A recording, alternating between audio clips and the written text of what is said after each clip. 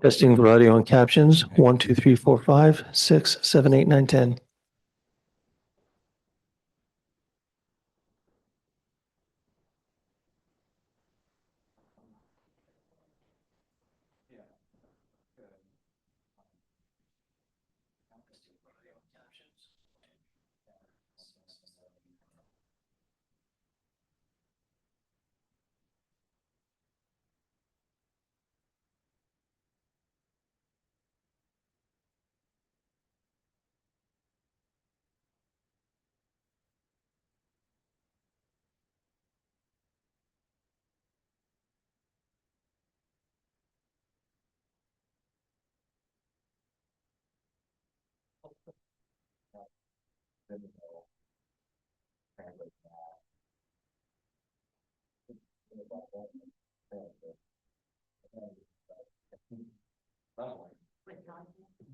With Mark and Paul and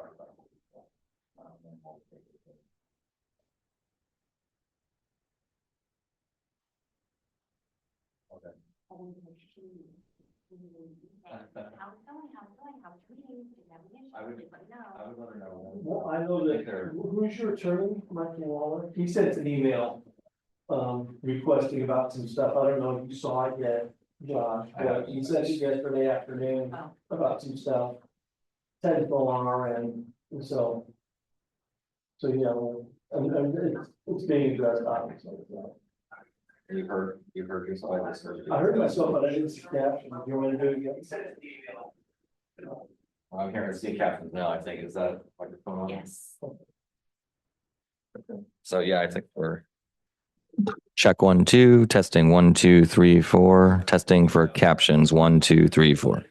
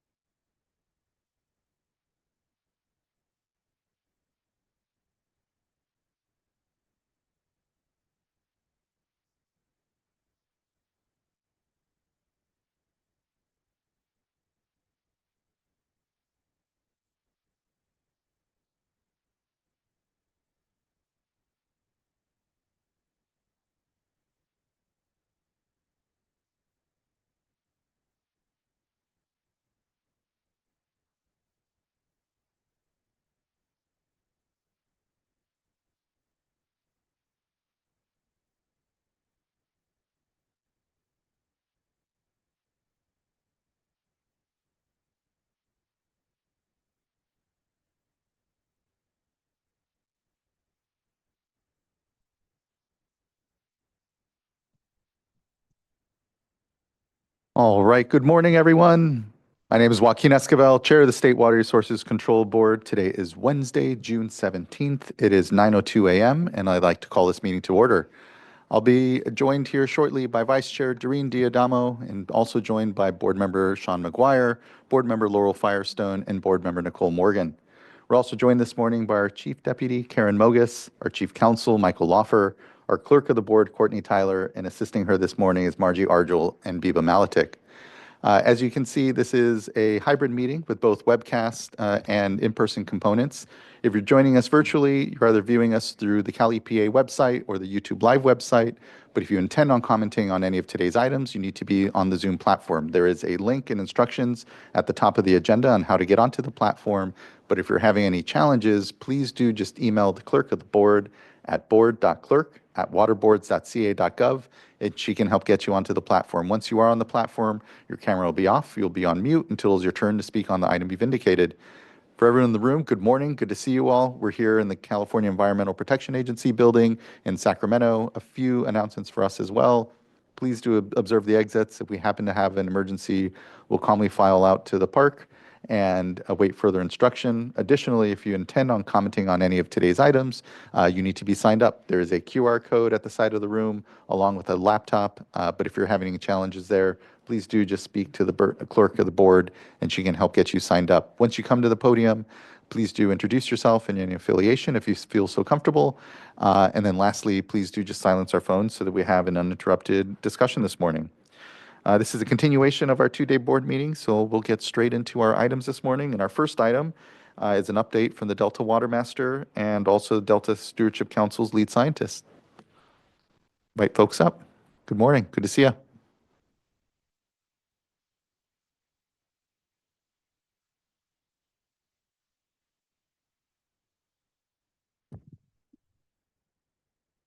Good morning, Chair Esquivel, board members, Member Firestone. I can't believe this is the last time we'll be convening like this, but thanks for your service, and it's been a pleasure working with you. So as we, next slide, please. I want to touch on a few things today, and we're going to try to dig in fairly quickly to a number of issues, really reflecting continued progress in reporting on water use in the Delta, both in the transition to Cal Waters that we've spoken about previously, as well as in real terms, I think, and also in how we are upgrading our view of SB 88 compliance consistent with the board's update of the SB 88 regulations last year. And so I think in that context, we'll also have some important opportunities for science integration and some encouraging signs out there as well. I do want to take a moment, next slide, please. As the board is in the midst of updating the water quality control plan and developing and considering permits for Sites Reservoir and the Delta Conveyance Project, we are seeing already this year really unprecedented variances in water levels in the Delta that you know are challenging to manage. And initially, I'll highlight that in both March and April of this year, we had water level complaints in Middle River and Tom Paine Slough in the Southern Delta. And as recently as last week, we had complaints. And then yesterday, we had near record king tide conditions that made everybody think we were in January. And so it's been a crazy year and just a capsule of the beginning of the year so far. I do want to underscore that we've been working closely with RD 2058 and Pescadero, both to update data, and they have been doing bathymetry analysis in the channels surrounding the South Delta. They have had divers inspecting this, this unprecedented lack of availability of water in Tom Paine Slough, and initially had hypothesized that there was some blockage of the tidal gate structures or their siphons. Neither of those proved to be true. So it underscores that we may be in for a bumpy summer as we think about water level conditions in the South Delta. So let me turn to Will actually to kind of dig into this a bit more and what we've been doing with our colleagues. Next slide, please. Will Anderson, Senior Water Resource Control Engineer. Yes, the water shortages that Jay is describing in Tom Payne Slough started occurring in March of this year. And March, as you'll recall, was very dry, minimal precipitation, and very warm, which led to high irrigation demands sooner in the season than we would normally expect. There's a combination of factors, we believe, that lead to the these low water levels in Tom Payne Slough. It's a combination of natural and human factors. The primary driver being the tidal signal. As Jay mentioned, king tides, neap tides are generally lower in magnitude. Moderate export operations, a combination of Delta cross-channel gates closed and no temporary ag barriers installed at that time. Next slide, please. So here's a photo of one of the temporary barriers that the Department of Water Resources installs every year in Old River, Middle River, and Grant Line Canal.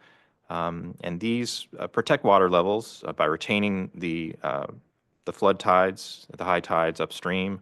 And so these are typically installed in May and June, or by June, excuse me. There are plans on the books ever since the CalFed program to install permanent operable gates.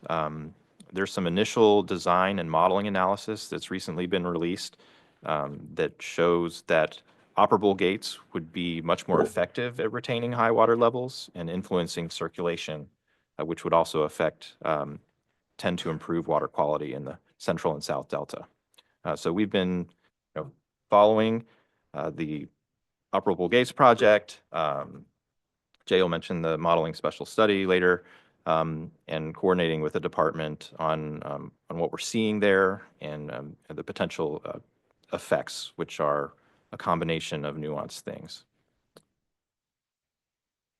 Next slide, please. So I mentioned that we are very encouraged at the reporting rates. Before you, the last couple of years, we'd indicated that we'd gotten to roughly 98, 99% reporting. I do want to credit the team in our office.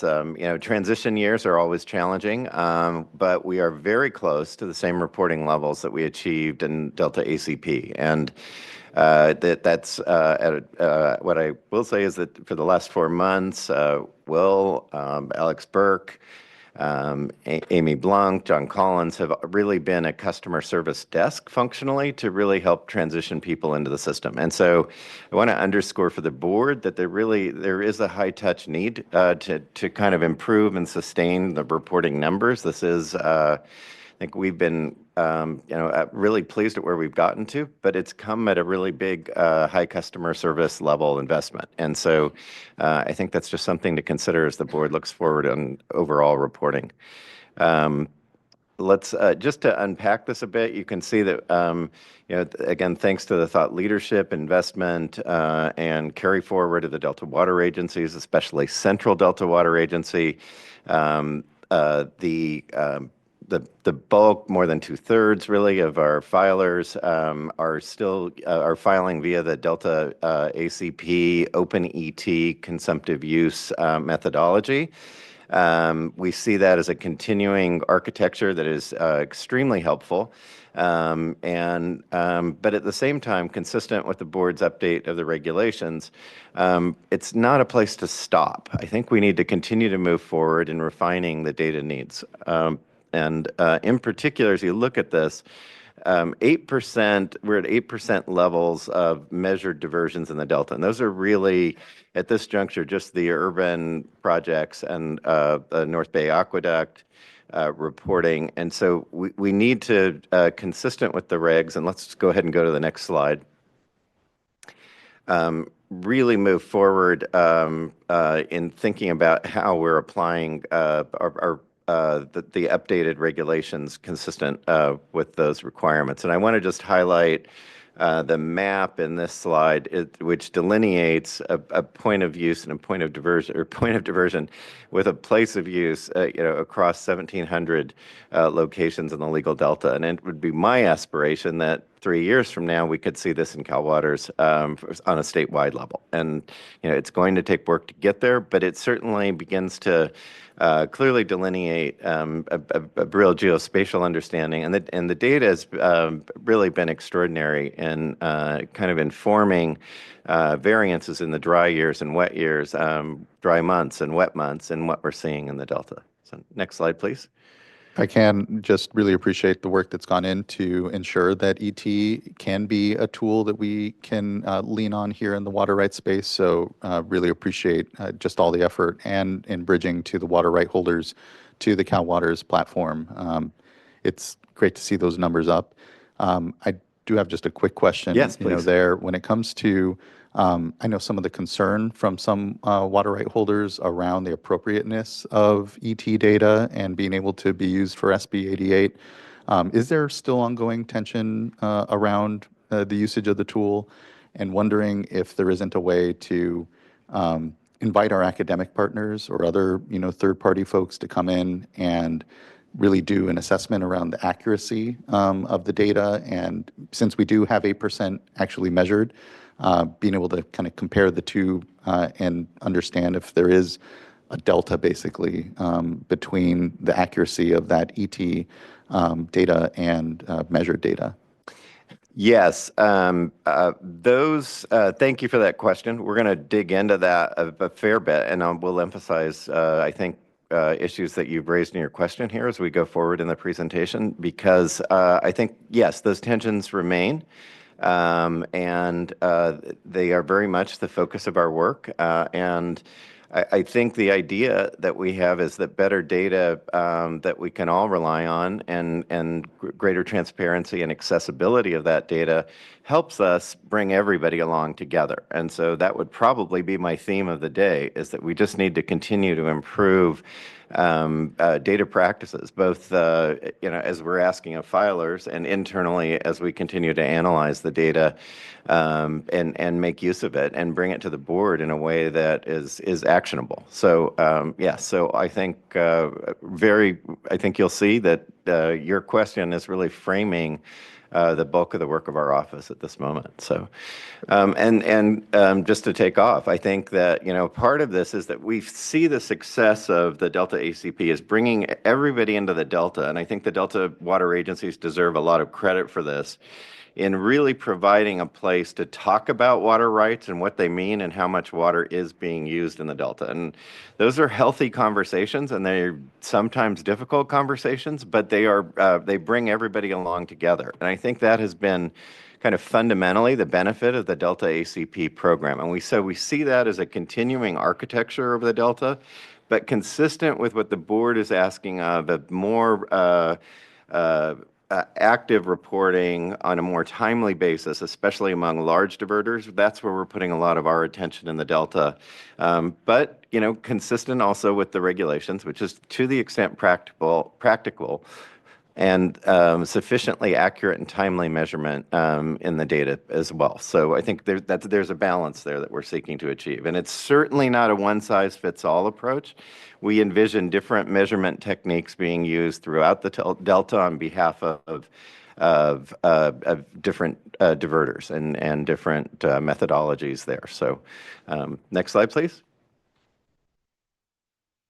So I think, as I was alluding to, what we're really seeing is an environment in which we've got a great architecture to build on in the Delta Alternative Compliance Plan, but we need to go deeper. And just in particular to get, I think, Chair Esquivel, what you're getting at in your question, and Member Dadama raised this in our last report, is how fast can we begin to get data that really gives us a better real-time understanding of conditions in the Delta and particularly circumstances relating to diversion and water quality objectives in the Delta. So that's what we're uniquely sensitive to here. I think There are roughly 30 large diverters across the legal delta that we envision working on updating their individual alternative compliance plans consistent with the regulations. Again, tiering off of what we've got in Delta ACP and the OpenET methodology for consumptive use, but recognizing that we should have more data sources that help us get to a better real-time understanding of actual consumptive use and diversion together, as you're noting, I think, in your question. So I think that what we're seeing here in particular is we want to better understand maximum rates of diversion. We, as we think about the Cal Water's data set, it's only as good as the data that's input to it. We need to make sure we have the right qualified individuals identified, consistent with reports that are filed with the board. And we need a better systemic understanding of actually where water is moving in the systems at real time. And that helps with water quality objectives, flow, and an understanding of the larger water quality control plan goals and how we're aligning to achieve those. So next slide, please. So Do we want to pause at this time if there's any other reactions or questions to what we've been raising? Appreciate that. Looking to the dais and not seeing anything at this point. Thank you. So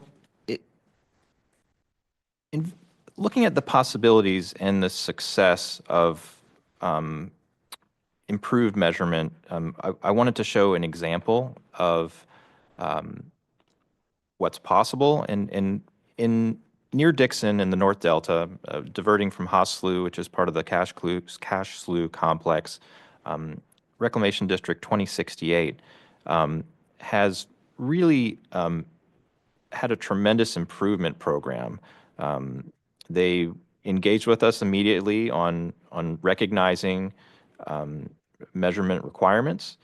They passed a Prop 218 local issue to raise rates to fund improvements. This is about a 200 CFS, so one of the larger diversions. And it's a natural earthline ditch, which has traditionally been fairly difficult to measure.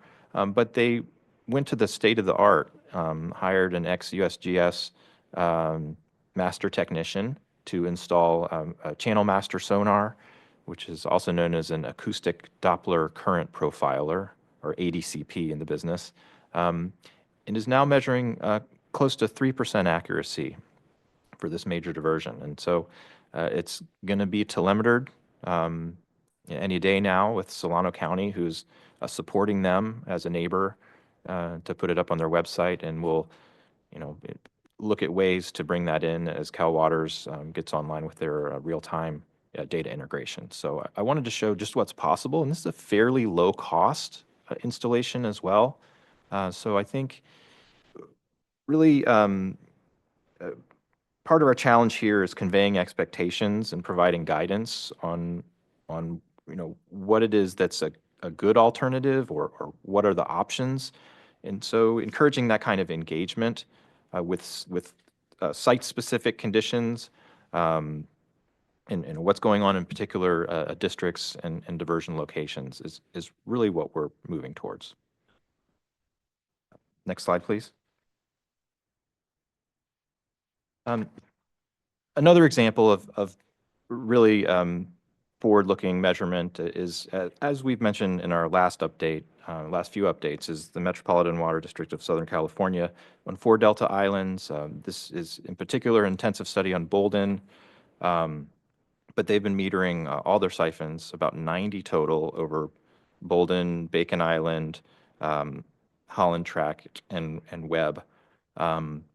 They've been installing moisture meters, meters on their drainage pump stations, just to show an example and further investigate the unique hydrology of these subsided islands and account for the factors that we can't get from even the best diversion measurement. It doesn't capture the seepage through the levees, for example, which we know can be a major depletion from the delta and also a source of this consumptive use. So while OpenET has been a tremendous, consistent, large-scale picture and has been an enormous amount of work to delineate all the places of use.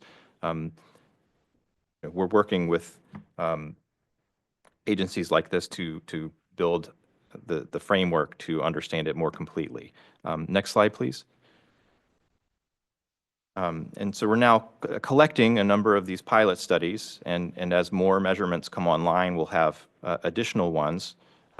We've mentioned RD 2068 in Dixon. Staten Island is the Nature Conservancy. They've been pioneering kind of more kind of low cost but very thoughtful approaches on evaluating their drainage. There's still challenges with all of the siphons, and that's been a consistent refrain that siphons are very difficult to measure and instrument and at high cost. So if we can understand the drainage better, anywhere there's a pump, there's typically a power record. So just working with folks to try and find out what we can see in that. Next slide, please. Yeah, so in all of those projects that Will's kind of tabbed, we are really looking at different measurement methodologies and trying to compare that data to the OpenET data sets and learning more from that as we go forward. And I think to the heart of your question, Chair Esquivel, earlier, is that we've been working pretty closely with a team from University of California Ag and Natural Resources, and USGS to really raise the question. I think hats off to my predecessor, Michael George, in the development of the Delta Measurement Experimental Consortium. We're really carrying all those experiments forward from the last slide that Will showed there, which really encompass different conditions in the western, central, southern, and northern Delta regions. And so we have a nice portfolio at work, but we're really trying to raise the hard questions of data relationships and digging in on what do we know about data diversion or about diversion levels at particular times. What are the remaining questions that we need to answer in the process? How do we upgrade the time step of this data? So we're very excited about that project that we have going forward in the board contracting process, and so we want to undertake that work as quickly as we can. We have, at the same time, been working with the OpenET team that developed the integrated ensemble platform of ET data and developing an approach that kind of delivers the most reliable data from that is all publicly accessible. But it's the time step challenge of that. It's how do we correlate readings on day 1 to readings on day 6 of an 8-day satellite interval, and how do we get that remote sensing data tuned up to a 24-hour interval data set that, and then how do we correlate that 24-hour data set on evapotranspiration and consumptive use with what anticipated diversion levels to equal that ET value are. And so we're trying to also think about how do we use remote sensing data to help us solve for real-time measurement in using the tools that we have out there, and approaching that and developing a proposal with OpenET that we do not yet have funding for. I will say that there are other Delta agencies that are very interested in this approach, and from our perspective, it would help us true up as kind of a next step in the Delta Drought Response Pilot project, a better understanding of where we would invest resources on a comparative level to achieve the best outcomes toward keeping water in stream or in the Delta for water quality benefits. And so those are a couple of the projects that we're really kind of digging into and hope to move forward on in the next year together with the board. So just want to highlight those. Next slide, please. Let me also kind of just dig in and give you some quick updates now. We're working really hard to implement the Delta dredging MOU with DWR. Our next step remains to kind of convene all the stakeholders. We have all signatory parties, local governments, state government, Bureau of Reclamation, as signatories to this agreement, but we need to make it actionable. And I think the situation in the South Delta this spring, it really underscores the need to move forward and show progress and bring a plan forward. I think, as Will noted, we also have recently received the Monitoring and Special Studies report from DWR. We're going to look at how that report can also help inform South Delta water level issues, as well as water quality. And we've also just kind of been rolling up our sleeves in the sense of working with Division of Boat and Waterways and the Delta irrigation districts to do as much invasive weed abatement as we can. And so there are a number of entities in the Delta that are very actively contracting, and especially, again, RD 2058 to have herbicide treatments in Tom Paine Slough to reduce the impediments to water entering the slough there. So, and then I want to give credit additionally to Region 5. We're trying to kind of identify priority dredging sites in the Delta and use some resources from contracts that Division 5 has entered into to really kind of get out and test for contaminants early so that we have an ability to kind of check that box and move forward when resources become available. Next slide, please. Delta monitoring, after many months in transition, pleased to report that the Bureau's network is generally up and reporting now. That's very encouraging. It's most of those stations are still not reporting in real time. They are collecting data and loading that up on a semi-monthly basis, and so but we're making progress there, and so I think that's encouraging and critically important again in a year like this, and which is illustrative of the kind of data needs that we have and better understanding the flow dynamics and the tidal variance conditions in water availability in the Delta. And so a couple of, I think, good news stories. Solano County Water Agency has really taken a full watershed approach to installing additional metering and gauging stations for the full 27-mile stretch below the dam. And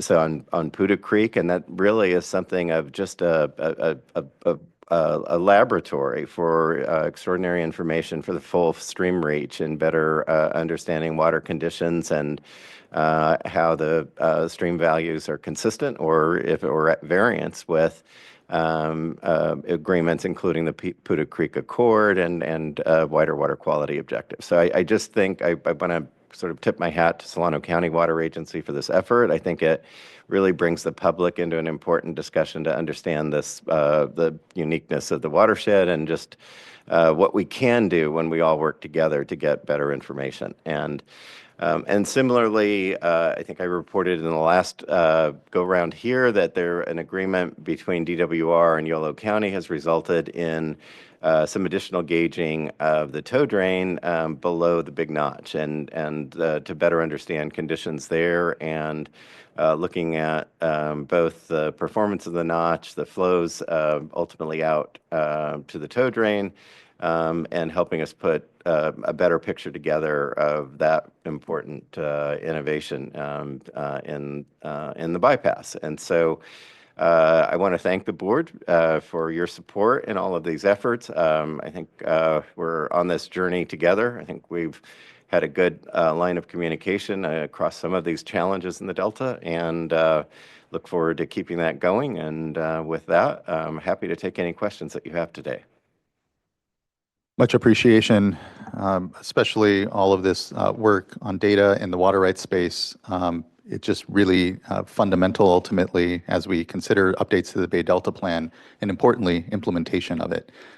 So all of this groundwork, whether it's the Cal Water system, whether it's just getting the culture change in water right holders to report and see the benefit ultimately in having a more transparent and, to your point, real-time system is just really, really critical. So thank you for your leadership as well and for the work that's ongoing. Again, I think I know all of this work is going to be fundamental to successful implementation of the Bay Delta Plan ultimately.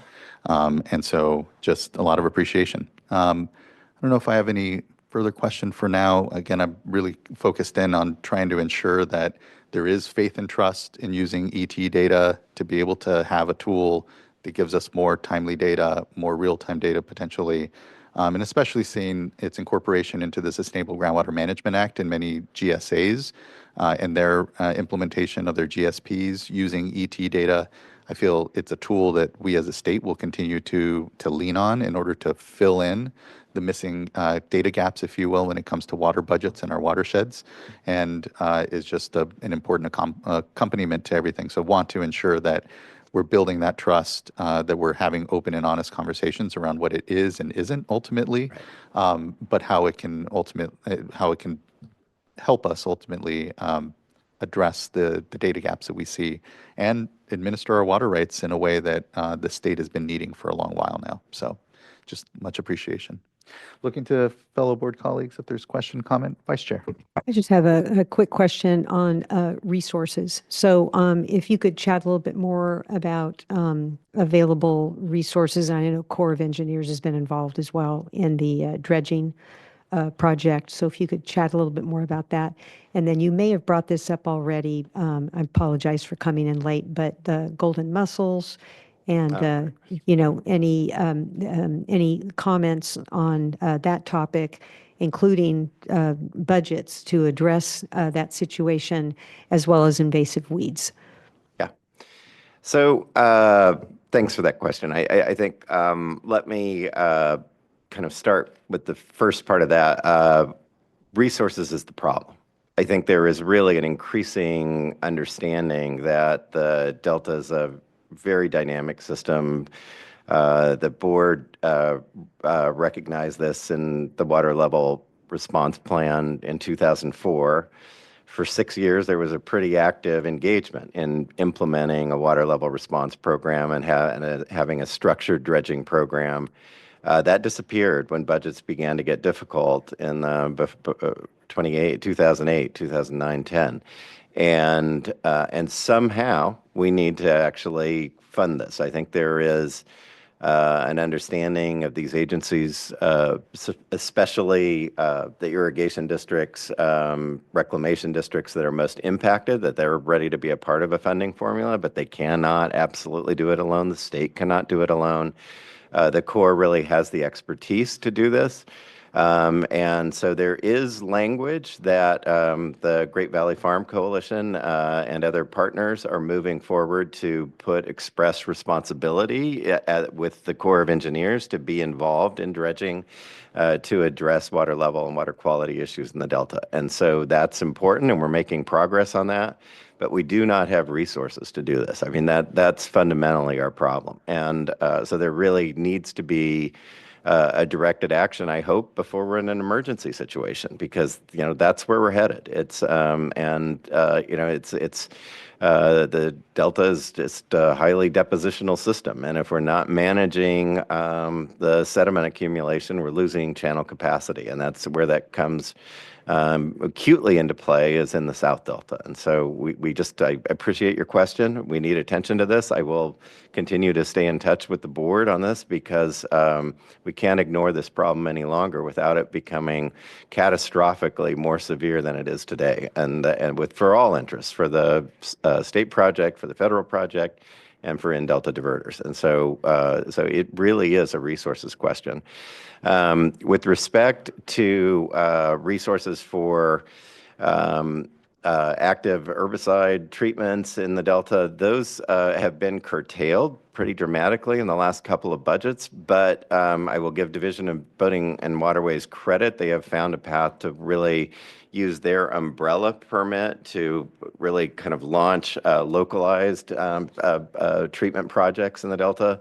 But that cost is fully borne by the farmers, ratepayers, and reclamation districts on the ground. And so, so the capacity to do that work is somewhat limited by reducing the public contribution to this. And so, and frankly, there are a number of marina operators that I'm hearing from now who, because of the high cost of dredging, are having a difficult time thinking about their long-term business plans. And so this is a bigger issue, and I think one that deserves a deeper level of attention across all agencies touching water. I think it really kind of reaches a bit beyond the board responsibility, but certainly we're a part of that picture. So a huge issue of concern again, and resources is kind of the limiting factor. And finally, on golden mussels, there's increased concern. I think that there's so much attention on this issue now that the resources are kind of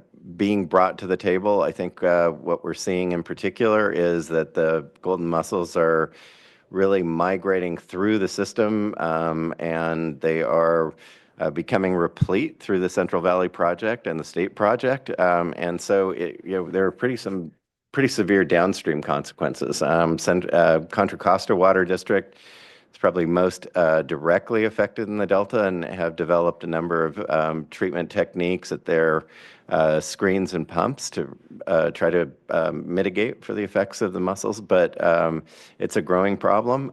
Fortunately, because everybody is now seeing it a bit late, but resources seem to be coming to the table in that, and it's certainly virtually every conversation you have with a diverter in the Delta, you're now talking about golden mussels. So the awareness factor is coming up, and I think driving some additional state appropriations too. So so that one I guess I would put in the yellow, but headed toward green. The others I would put in yellow and not heading quite the right direction yet. Thank you, Vice Chair. Appreciate that. Board Member McGuire. Yes. Thank you, Mr. Ziegler, for your update. I always look forward to hearing from your office and hear about all the activities that are happening in the Delta. There's a lot of moving parts, so very timely. I have just a couple questions for you. Great. Oh, so one is the bathymetry work that is happening with South Delta Water Agency. We're talking a lot about filling data gaps when it comes to water rights, diversion reporting. I think the other piece is having a really good understanding of how the Delta has changed over time. And so that bathymetry information is critical to that. What is the timing of that information being provided, or is it as they do updates, they kind of continuously feed it in? And are there plans for using that information to help update modeling, for example? Yeah. And kind of a sense for how that work is proceeding. Right. No, thanks for that question. This, one of the things I'm excited about in this project is that in the bathymetry analysis, it's a joint effort between DWR and South Delta Water Agency. So just by design, the project's inherently transparent, and is a good example, I think, of the way data needs to be brought to the table. And I think the fundamental objective of that is as you're underscoring, making the real understanding of the real conditions in the channels implemented in the models, and so that we can have a better understanding of, well, what is the actual channel capacity to move X amount of water in the right tidal conditions. And so I think we are looking forward to a report this summer from those agencies on the South Delta bathymetry update. And my guess is also that we will have some informal discussions, tearing off some of the data that was also brought forward in the MSS program that DWR undertook. But I think the short-term update on Delta Channel bathymetry should be available this summer, and we'll definitely get that out to you. But again, one of the things that's encouraging about that is just the cooperation and direct engagement of both DWR and South Delta together in the data collection and analysis and development of a report. Great. Thank you. That's very helpful. I'll look forward to the updates on that. The other question I have. We have some, oh, just, let me let Will also jump in here, because we've had Okay. some ongoing conversations with Eli Adovich and his group and relative to South Delta conditions too. And so let Will kind of share back on that too. Right, just to comment on bathymetry and models, and being a moving target, if you will, on what's occurring in the Delta. Just an example, in the presentations of the South Delta Operable Gates project and some of that modeling analysis, it's used a 2023 bathymetry as their benchmark for evaluating effects. And this work that Jay's describing is more recent, as of this year and so on. And so it kind of gets slotted in different places at whatever point in time a project analysis starts. If you look at results for other projects, for example, that may have a DSM Delta model, that probably has an earlier benchmark. So just a word of caution that there's a need to update these over time, and modeling transparency is important. Agreed. Yeah. Changing conditions all around. So it's always hard to keep up with the data that we have. I mean, it's amazing the resources that we have, but it's important to understand what is in a model and what is not, for sure. Okay, so thank you. The other question I have is, when we're thinking about our fisheries and the state of the Delta, I'm always interested in understanding stressors. So we're trying to turn the knobs that we can when it comes to flow and thinking about temperature and other things. But you intrigued me a little bit when you mentioned coordinating with the Central Valley Regional Water Quality Control Board and doing some additional contaminant testing. And we actually had a really interesting presentation yesterday at our board meeting on contaminants of emerging concern and the board's work in developing a strategy to better understand what CECs are in our environment, in particular, and affecting aquatic systems. So I was just wondering if there's any coordination that you're aware of between the regional board and that program, or if not, I just want to put in a plug for an opportunity, perhaps, to look at. They were talking about looking at different ways of measuring toxicity for aquatic life.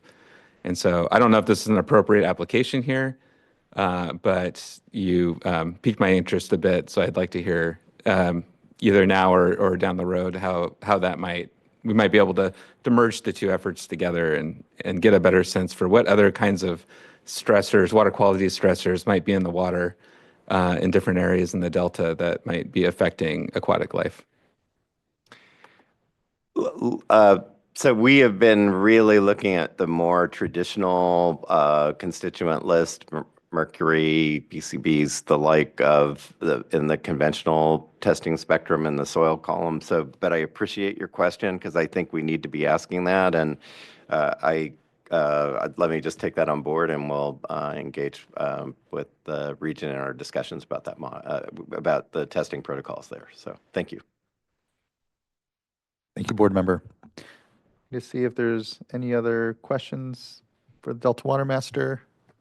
Seeing none, much appreciation. And now glad to be able to hear on item number 9 here from the lead scientist from the Delta Stewardship Council. Good to see you, Dr. Wyndham Myers. Yeah, it's a pleasure to be here. Thanks for having me again. A lot has happened since I gave you the winter quarterly update in January. So 6 months later, Busy here's time. the spring quarterly update. And I'm basically going to share some updates of alignment with your work, but also, especially with what you've just heard from the Delta Water Master. Next slide, please. Okay, we have a lot to share. There's 8 agenda items I'm going to cover, 8 slides. And I'm not even going to get into the data synthesis training that's happening basically this spring. Next week is the last of it, which is our partnership with the National Center for Ecological Analysis and Synthesis. Some of your staff is involved as well, but save that for a later update. this is the short list, and I can just begin with peer reviews. So next slide, please. All right, our peer review program continues to stay busy. We recently completed 2 peer reviews. One was on the winter run Chinook salmon annual losses, and the other is development of the spring run Chinook juvenile production estimate. They were done for the Bureau of Reclamation and for Department of Water Resources. That spring run juvenile production estimate included a public meeting, which is what you're looking at in that photo. It allowed an opportunity for public comment and presentations and discussion between the panel and the requesting party. And then the winter run review did not have a public meeting, but it had a public, we piloted a new approach for written comments coming in publicly, and that was actually successful. So we're going to, from now on, include ongoing in the review process, the opportunity for written public comment. So in terms of findings, that spring run juvenile production estimate, the panel determined that their modeling approach was innovative and able to approximate the timing and true number of spring run Chinook that were the juveniles that were entering the Delta within its current limitations of the model. They provided a number of recommendations, including advanced ways to address sources of uncertainty to improve the JPE in the future. One of the key modelers and a member of our Delta science community is a salmon life cycle expert, Dr. Josh Corman. He passed away recently. Just want to call out that he was a part of this success, as well as the Healthy Rivers and Landscape Science Plan review from last year. So he was a very well-loved member of the community, and he will be missed. For the winter run review, the panel provided key recommendations for improving information sharing, and the new loss prediction models, they had suggestions for improving them with tests of enhancing real-time decision-making, because they were suggesting that it moved from being a more reactive process to a more proactive process of management. And that review was for reclamation, and we have a second review going on right now. We're kicking it off with this summer for reclamation, and it should be starting around August. And there's another additional reviews coming later this year. All right. Some other ones to consider is that we are expanding capacity for peer review services, as you know, and we expect that the Healthy Rivers and Landscapes and Bay Delta Plan implementation will be, of your work, will be able to be supported by our team. And as a reminder, all of our peer reviews are posted online. The reports, the charge questions, all the materials that went to the panel. And so if you're interested in any of that, you can visit the peer review page at the bottom, or you can also write questions or inquiries directly to reviewadvice@deltacouncil.gov. All right, next slide, please. All right, so the Delta Science Plan, it's coming out this summer. This is very exciting for us. We only do this every 5 years or so. And again, as called for in the Delta Plan, the Delta Science Plan is a shared framework that provides vision, principles, and approaches for better coordinating and communicating science in the Delta. It's more of a planning or a how-to document for science. It's not meant to just serve the council, but it's also for the broader community, with many organizations conducting science with different missions, different mandates, different priorities. This is the comprehensive framework for connecting those efforts. So this plan, again, the last two were 2013 and 2019. This plan is organized differently. It's around 4 grand challenges, as we've had you look at before. And the purpose is to look at difficult but important problems that have a high potential for impact and are feasible to address with our current capabilities. So the 4 challenges that we have, again, are to anticipate a future where environmental conditions and regulations may be fundamentally different than we have today, to keep pace with the rate of change, to confront the decentralization of Delta science and improve the flow of information between communities and decision makers, and also to break down longstanding silos across knowledge systems, all of which give a much more forward-looking approach to the Delta Science Plan. The 24 actions, like for an example, 1.2 is support horizon scanning to detect and understand emerging signals. These actions are responsive to the grand challenges, and we also have we have 8 resources, which aren't just appendices, they're actually practical, useful information for the Delta science community on topics like how to encourage open science, where to begin if you want to start incorporating social science into your work, our peer review process, the guidelines, and then also just best practices and guidance for hosting a science workshop, things like that. The Stewardship Council endorsed the 2026 Delta Science Plan last month, and we're looking forward to sharing the version later this summer. And we're then going to be promoting it at the Bay Delta Science Conference this September. And we're also looking forward to working with partner agencies, including the State Water Board, to help implement the plan and then also provide annual updates. So feedback on how it's being used and how it could be improved in the next iteration. Right, next slide, please. Thank you. All right. The Bay Delta Science Conference is happening. It's September 28th through 30th this fall in Sacramento, and planning is well underway. The conference is co-hosted again by our science program and by the U.S. Geological Survey. The opportunity exists for additional co-sponsors or supporting sponsorships to help support this important regional conference, and we welcome any discussion or ideas on that topic. The conference theme is Opportunities of Change, Building and Being the Future Together. We've successfully recruited 2 excellent co-chairs who serve as leaders in the Bay Delta science and science policy communities. Together, they offer a great perspective on the challenges and opportunities faced by the Bay Delta estuary and our people. Letitia Grenier is the director of the Water Policy Center at the PPIC. Renee Henry is the California Science Director at Trout Unlimited. Both of them bring strong stakeholder engagement and expertise in bringing science to policy and science to practice. The call for abstracts has closed, and the program is literally being organized as we speak. But if you missed that call, that's okay.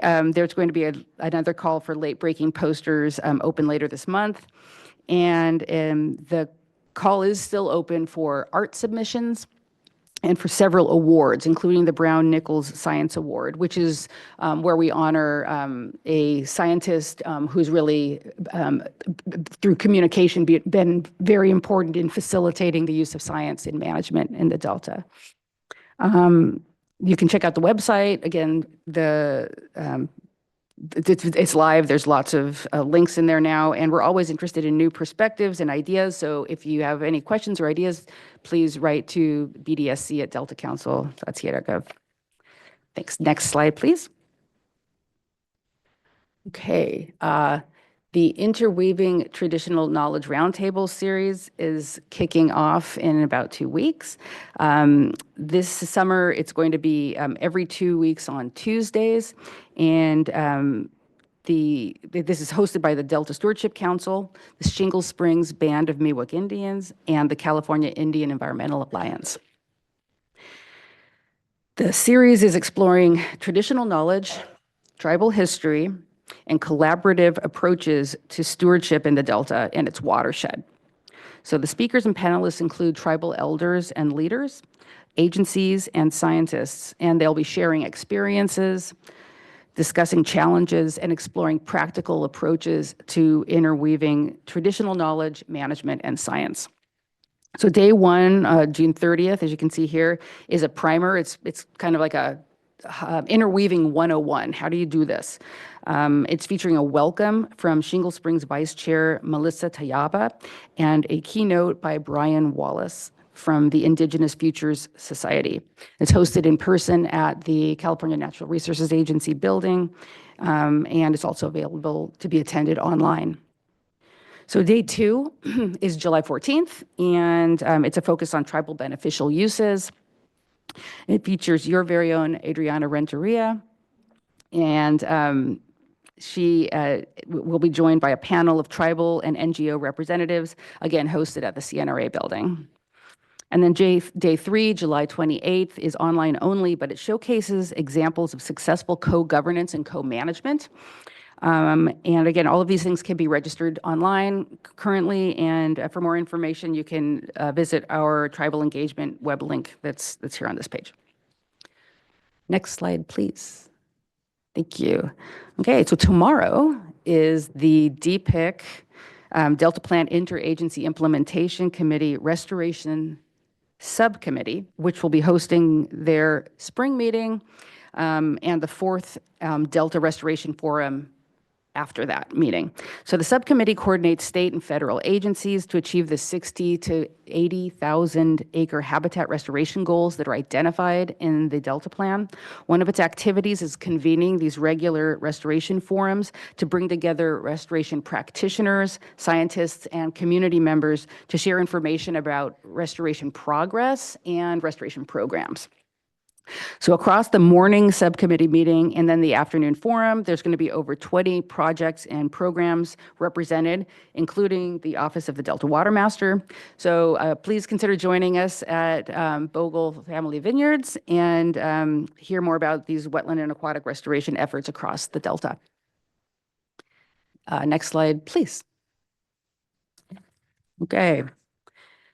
So here's an update on the Delta Modeling Collaboratory. As you've heard, about a year ago, the Delta Science Program launched 3 projects under the umbrella of the Modeling Collaboratory.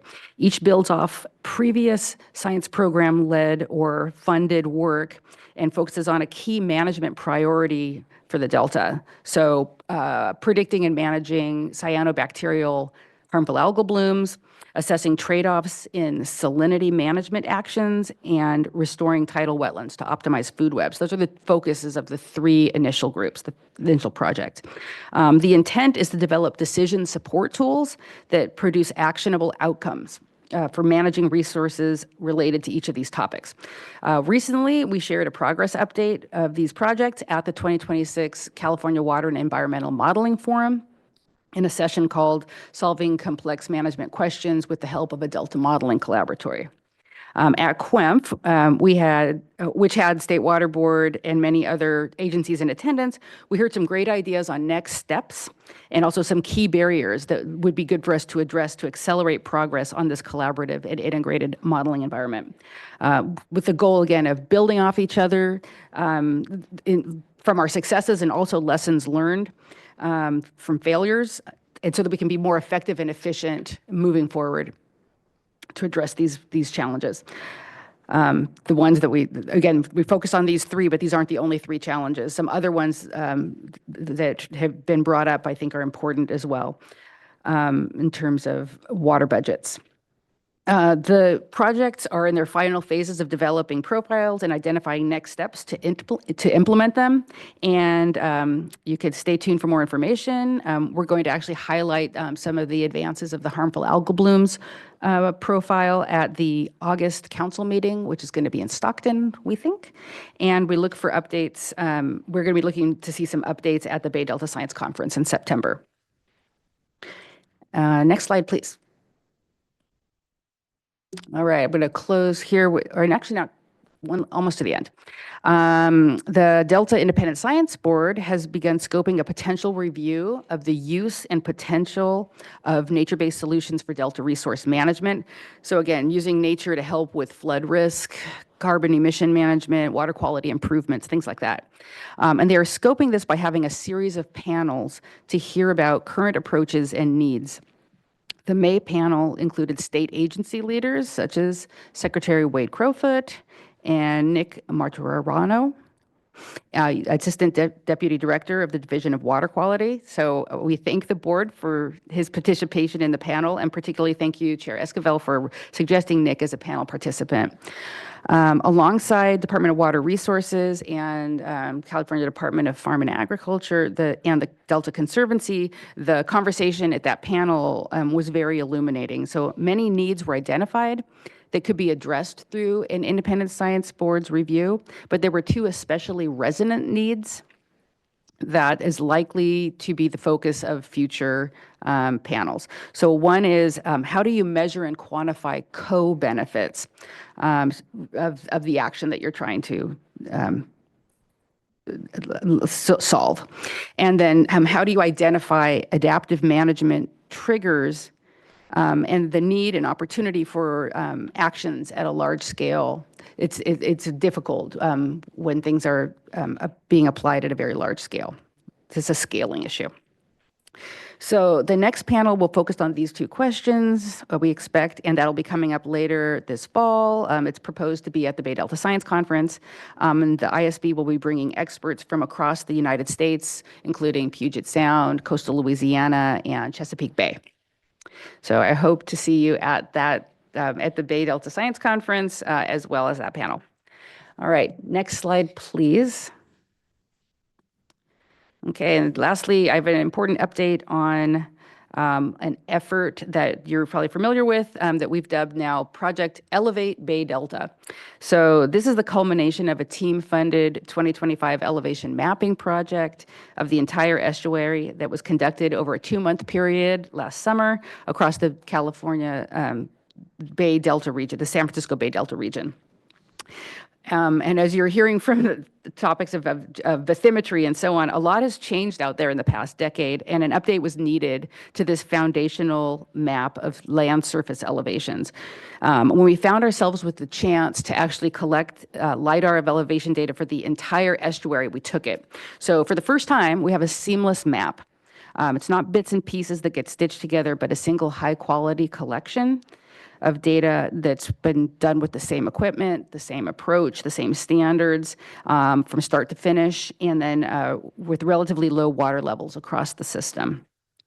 So together, the Delta Stewardship Council, the Wetlands Regional Monitoring Program, the California Department of Water Resources, and the San Francisco Estuary Institute funded the data collection, and we're all together working on releasing this publicly through state portals, and then soon on federal portals, such as NOAA and the USGS National Map, NOAA Digital Coast. And then over the last few months, the staff at these institutions have been working hard on the QA/QC, so making, the quality assurance of these elevation data. And it looks like it's going to be released to the public at the end of July, so that's getting close. We'll have presentations at the Bay Delta Science Conference in September, but also an online kickoff in August led by SFEI. So lots new here to come. I'm hoping maybe next might be an update to the bathymetry data, because that's also something that changes a lot. And so, again, you can click on this QR code to track the progress through the Delta Science Tracker. And that is all I have for today. Happy to take questions. Thank you so much. Fantastic. Really appreciate the update. It's an exciting time. There's a lot going on for sure. And definitely see common themes throughout much of the work here on the science side. A lot of collaborative science approaches. When you brought up the collaboratory on harmful algal blooms and the kind of the Venn diagram of issues, tidal influences and food webs, it brought to mind the Co-Equal project that's out there as well. And so I think it's really indicative of kind of where we're at, that everyone's kind of coalescing around these collaborative science programs, because that is what it's going to take if we're going to really maximize ultimately all these efforts and start to really see them kind of pulled together as opposed to kind of one-offs in the Delta watershed, and really take an integrated approach to managing this complex and changing system that we have in front of us. So really just appreciate the update. There's a lot going on and a lot of exciting components to dig down into. But as I said, I feel like a real common theme throughout much of the work, where we're really bringing tribal voices, bringing in communities, and leveraging just the bright minds that we have across academia, NGOs, state agencies, government, and importantly, impacted communities and tribes. And so just thank you. Thanks for your leadership all here amongst it. Excited to see these projects, again, really come together at a time when we're updating the Bay Delta Plan. We are going to have an updated regulatory structure and implementation of a lot of work here into the years ahead, and feel like we have a lot of great momentum because of all of these investments. My question is really kind of what you're seeing on the federal side.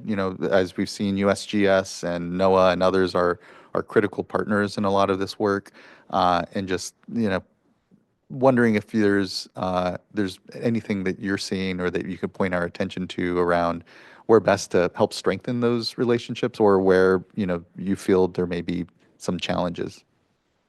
And I know it's not an easy topic necessarily to completely broach, but I think, I just want to acknowledge I know difficult the circumstance some of our federal partners find themselves in, and just the lack of funding that they have, and just wondering if, what you've seen in so far as like reactions to some of that, especially on the science side. Yeah, the scientists that remain, one of our biggest losses is just capability loss, capacity loss. We're losing scientists, right? And very much at the top and at the bottom. It's just the way, sort of the nature of loss. But they're still very active. And so, for example, they're part of California Water Science Center is part of this proposal to address water budget constraints in terms of our understanding of flows and actually closing the budget for Delta parcels. So the scientists are still out there. I think funding support is obviously important for them at the Water Science Center, but there's a lot of alignment potential that is still there. I think keeping them, we shouldn't forget that they're there. If they can't be traveling for free and on panels for free, that kind of thing is become less easy.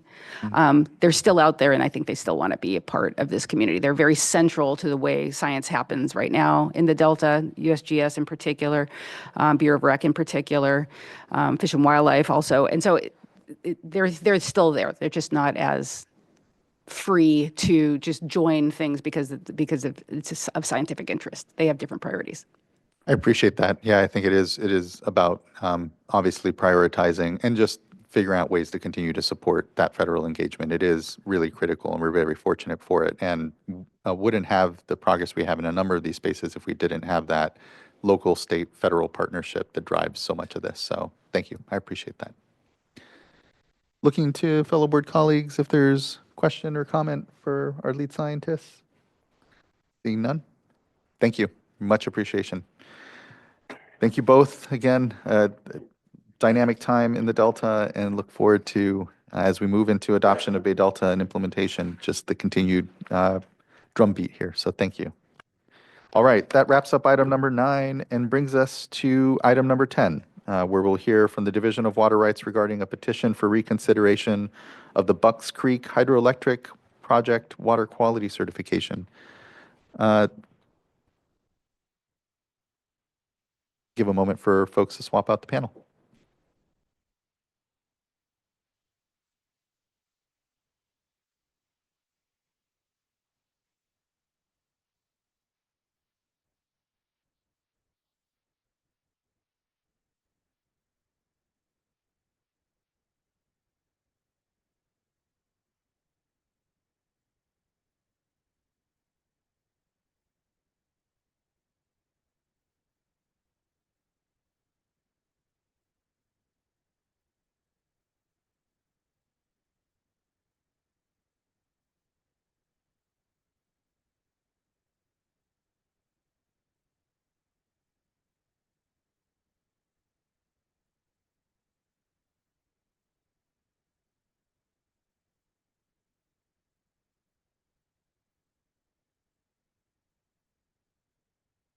Good morning. Good to see you all. Morning. Good to go. Okay.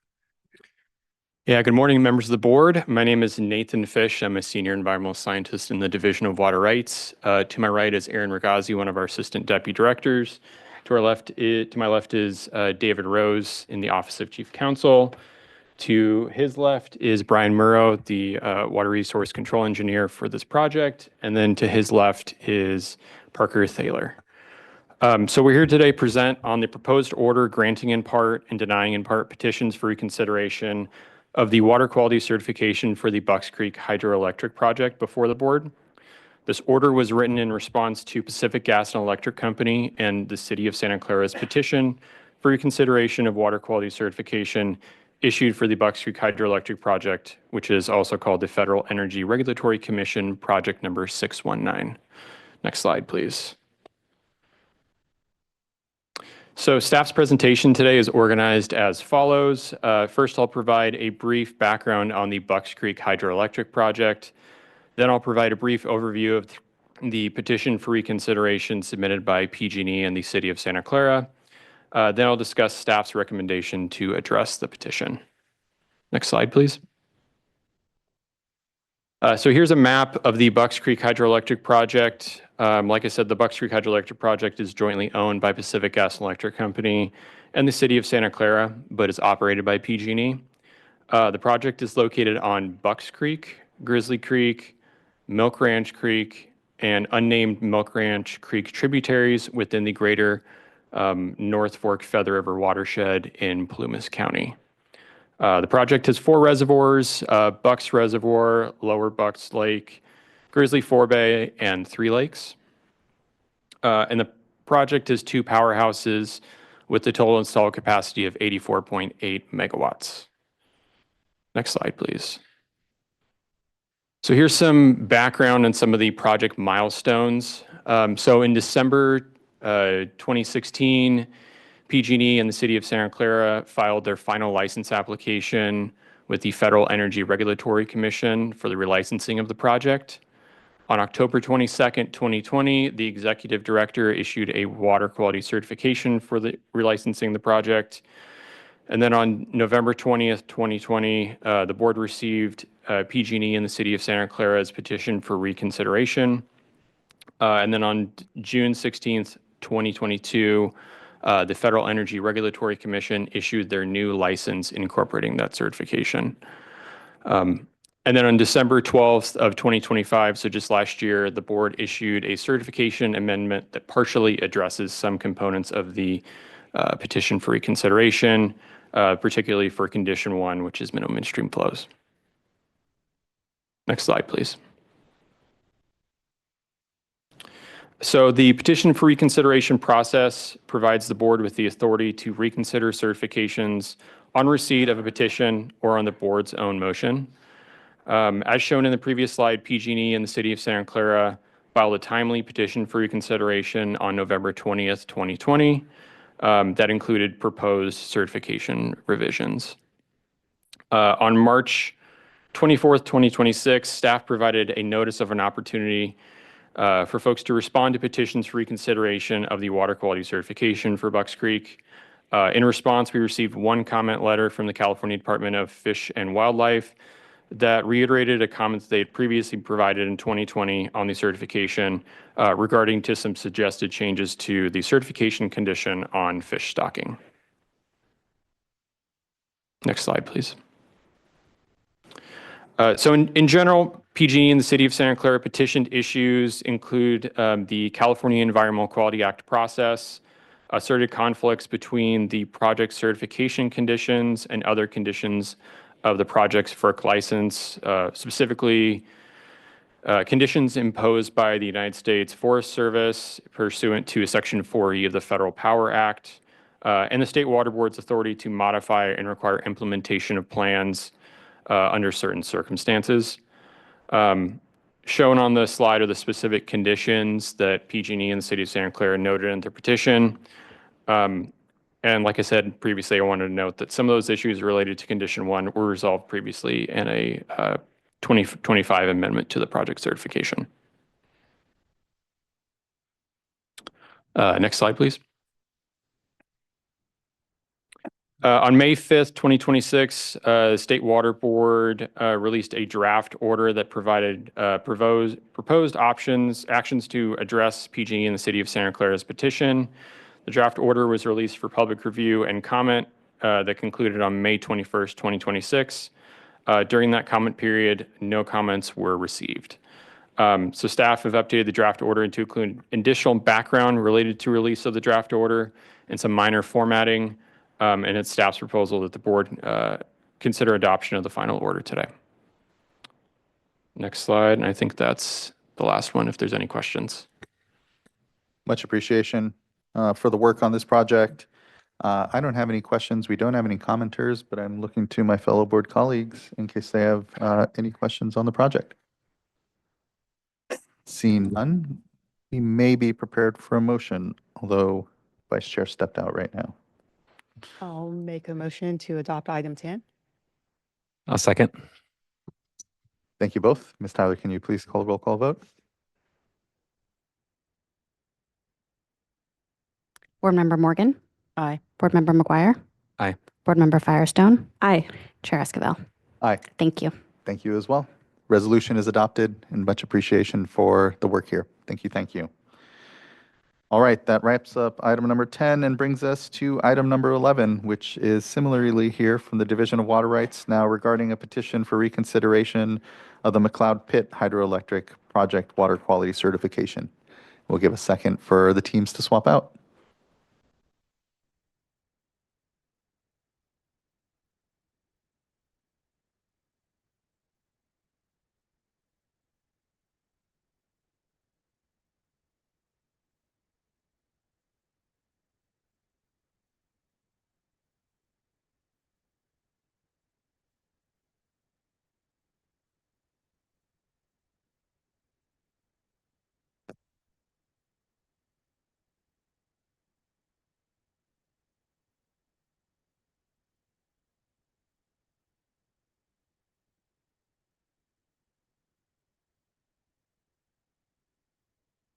Good morning, good to see you all.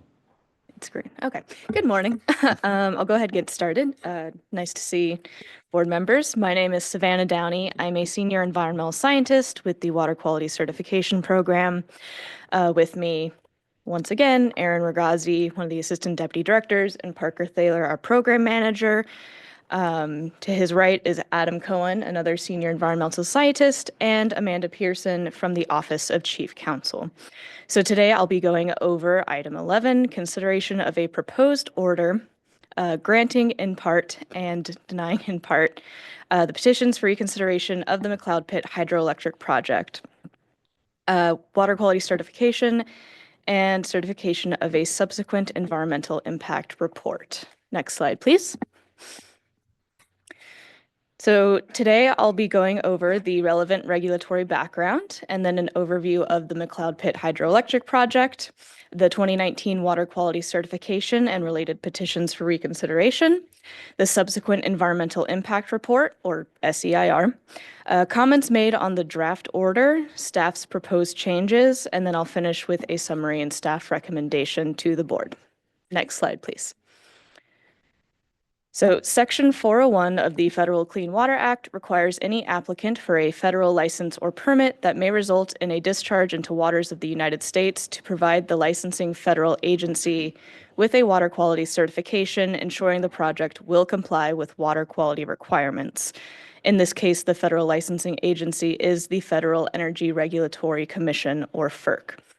Certification conditions become conditions of the federal license or permit issued for the project. Next is the California Environmental Quality Act, or CEQA, which informs the lead agency and public about a proposed project's potentially significant environmental effects and ways to avoid, minimize, or mitigate those impacts.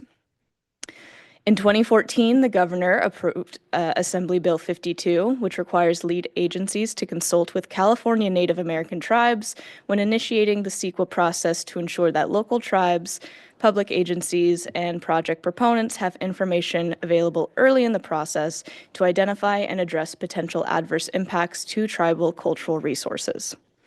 Finally, the California Code of Regulations authorizes petitions for reconsideration of actions related to water quality certifications. Next slide, please.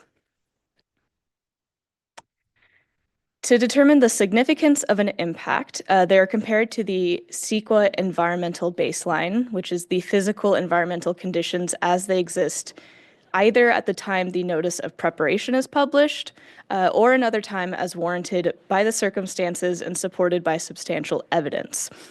For the project, we use the latter. The environmental baseline is the environmental condition as of May 2024 to account for salmonid reintroduction in McLeod River. A significant impact is a substantial or potentially substantial adverse change to the baseline, and these impacts may be direct, indirect, or cumulative. Next slide, please. Now, regarding tribal cultural resources, CEQA requires consideration of potential impacts to tribal cultural resources, or TCRs. A lead agency may determine that a cultural landscape is a TCR for the purposes of CEQA analysis, which is the case for the Winnemem-Wintu tribe's tribal cultural landscape that is described in the SEIR. The significance of a resource to a California Native American tribe must be considered when determining what is a TCR. Next slide, please. Now for a project overview. The McLeod Pit Hydroelectric Project was originally licensed by FERC in 1961. It's owned and operated by the Pacific Gas and Electric Company, and it's located on the McLeod River, Iron Canyon Creek, and Pitt River in Shasta and Siskiyou counties. There is a tiny little bit in Siskiyou County. You can see at the top of the map. Primarily, it's in Shasta County. The project consists of 3 hydroelectric developments. There's the James B. Black development, which includes McLeod Dam, McLeod Reservoir, the McLeod Tunnel, Iron Canyon Reservoir, Iron Canyon Dam, the Iron Canyon Tunnel, and the James B. Black Powerhouse on the Pitt River. It also includes some recreation sites around McLeod and Iron Canyon reservoirs. The Pitt 6 development includes the Pitt 6 Dam, Reservoir, and Powerhouse. And then furthest downstream is the Pitt 7 development, which includes the Pitt 7 Dam, Reservoir, and Powerhouse, and multiple recreation sites around the reservoir. The proposed project that was analyzed in the 2019 initial study and negative declaration and conditioned by the 2019 certification includes continued operation of the project, as well as revised minimum in-stream flows, improvements to recreation facilities, construction of new recreation facilities, and implementation of 13 new environmental management plans. Next slide, please. So in November of 2018, PG&E submitted a certification application for the project relicensing. The State Water Board issued the final certification and initial study and negative declaration in November of 2019. In December of 2019, the Winnemem-Wintu Tribe and North Coast Rivers Alliance, or NCRA, jointly, and PG&E separately filed petitions for reconsideration of the certification with the board. And then on February 5th, 2021, PG&E requested that FERC find that the State Water Board waived its certification authority for the project. FERC has not yet acted on this request. Next slide, please.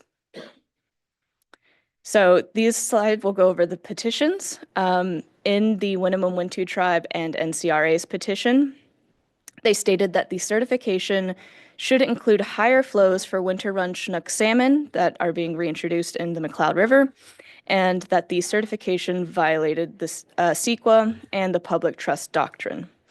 In PG&E's petition, they raised concerns with several flow implementation and monitoring requirements, as well as the scope of the certification regarding whitewater recreation and anadromous fish.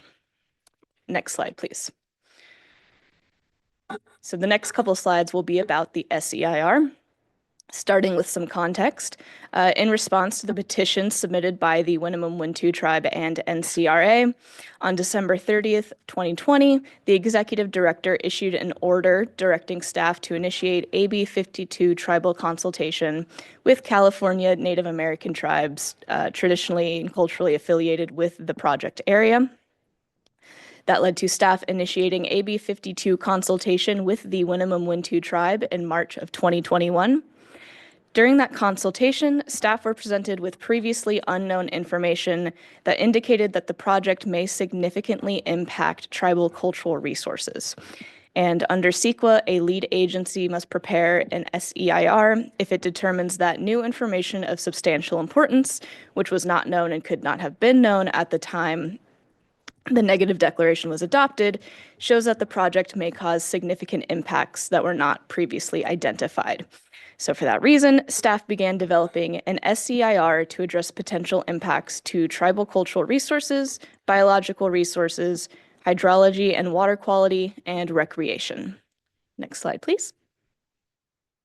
Staff released the draft SEIR on April 7th, 2026. The public comment period ran from April 7th to May 22nd 2026. The SEIR describes the basis for determining that the Winnemem-Wintu tribe's tribal cultural landscape is, in fact, a tribal cultural resource. And staff received comments on the draft SEIR from PG&E, the Winnemem-Wintu tribe and NCRA, American Whitewater, and the Indian Cultural Organization. The final SEIR proposed for adoption by the board includes staff's responses to comments, a mitigation monitoring or reporting program, CEQA findings, and a statement of overriding considerations. Next slide, please. All right, these next few slides will go over the draft order. So to address the petitions, staff released a draft order granting in part and denying in part petitions for reconsideration and certifying a final subsequent environmental impact report on April 23rd of 2026. The public comment period for this was from April 23rd through May 19th, and staff received comments from PG&E, the Winnemem-Wintu tribe and NCRA, American Whitewater and American Rivers, the California Sport Fishing Protection Alliance, or CSPA, California Trout, the Nature Conservancy and McCloud River Club, Save California Salmon, and then 21 individual whitewater recreationists. So in the following slides, I will go over these comments. Next slide, please. So PG&E's comments claimed that the board waived its certification authority and violated the Administrative Procedure Act. It also claims that the State Water Board does not have the authority to require Condition 3B, Reservoir Turbidity Monitoring and Management, Condition 10, Whitewater Recreation, and Condition 12, Reintroduction of Anadromous Fish Species. The Winnemem-Wintu tribe and NCRA commented that minimum in-stream flows required by Condition 1B1, which is minimum in-stream flows and ramping rates for McCloud River below McCloud Dam, are insufficient for salmon habitat, and the certification should require flows recommended by the National Marine Fisheries Service, which are identified in Alternative 1 of the SEIR, called Salmon Flows Below McCloud Dam, or return the system to natural flows. If the NIMS recommended flows are not required immediately, they state that Condition 12 should identify specific conditions that would trigger higher flows for salmon. They also support the addition of Condition 3B to address turbidity in project reservoirs. However, they propose that Condition 3B should include minimum standards for how often review, study, and monitoring will occur, instead of having these standards be developed during plan consultation and development. Next slide, please. American Whitewater and American Rivers comment that Condition 1C, which is minimum in-stream flow measurement and dissemination, should emphasize the importance of public flow dissemination and require PG&E to notify interested stakeholders of all known events that will affect flow conditions. They also comment that the certification does not treat whitewater boating flows as an integrated part of spring flow management and recommend replacing Condition 10, whitewater recreation, to require immediate implementation of annual spring pulse flows of at least 500 cubic feet per second over 4 consecutive days, rather than the recreation flows required every 4 years in the certification. Finally, they comment that the deadline to develop the Condition 10 Whitewater Recreation Management Plan, which is 3 years, is too long. Next slide, please. CSPA comments that the certification should require immediate implementation of NIMS recommended flows, with the option of modifying flows, which may include decreasing flows, based on study results. CSPA also recommends that flow compliance be determined by maintaining 12 degrees Celsius at the confluence of Yet Otwam Creek and McCloud River. You may see on maps, Yet Otwam Creek used to be called Squaw Valley Creek. CSPA also comments that Condition 14, extremely dry conditions, should be removed as the project would not significantly affect water supply. For background, Condition 14 allows the licensee to request modifications to flow requirements either in drought emergencies or in consecutive dry or critically dry water year types to address water shortages. Cal Trout, the Nature Conservancy, and the McLeod River Club comment that potential actions to address turbidity releases have already been identified by their engineering consultants and should be considered in the final order. They also comment that Condition 3B, the reservoir turbidity monitoring condition, should include enforceable turbidity performance benchmarks consistent with the Central Valley Basin Plan. Finally, they comment that after PG&E identifies appropriate turbidity management actions, they should be required to advance feasible solutions, and that ongoing flow studies should inform minimum in-stream flows in McLeod River. Part of what they're referring to is a collaborative effort as part of the California Environmental Flows Framework to evaluate potential flow regimes below McLeod Dam that would best balance all aspects of ecological health and human use of McLeod River. Next slide, please. So Save California Salmon comments that the State Water Board should continue meaningful consultation with the Winnemem-Wintu tribe. And finally, the Whitewater Recreationists comment supporting annual spring pulse flows that would provide additional whitewater boating opportunities and shortening the 3-year deadline to develop the Whitewater Plan from Condition 10. Next slide, please. These next couple slides, I will go over staff's proposed changes in response to comments on the draft order.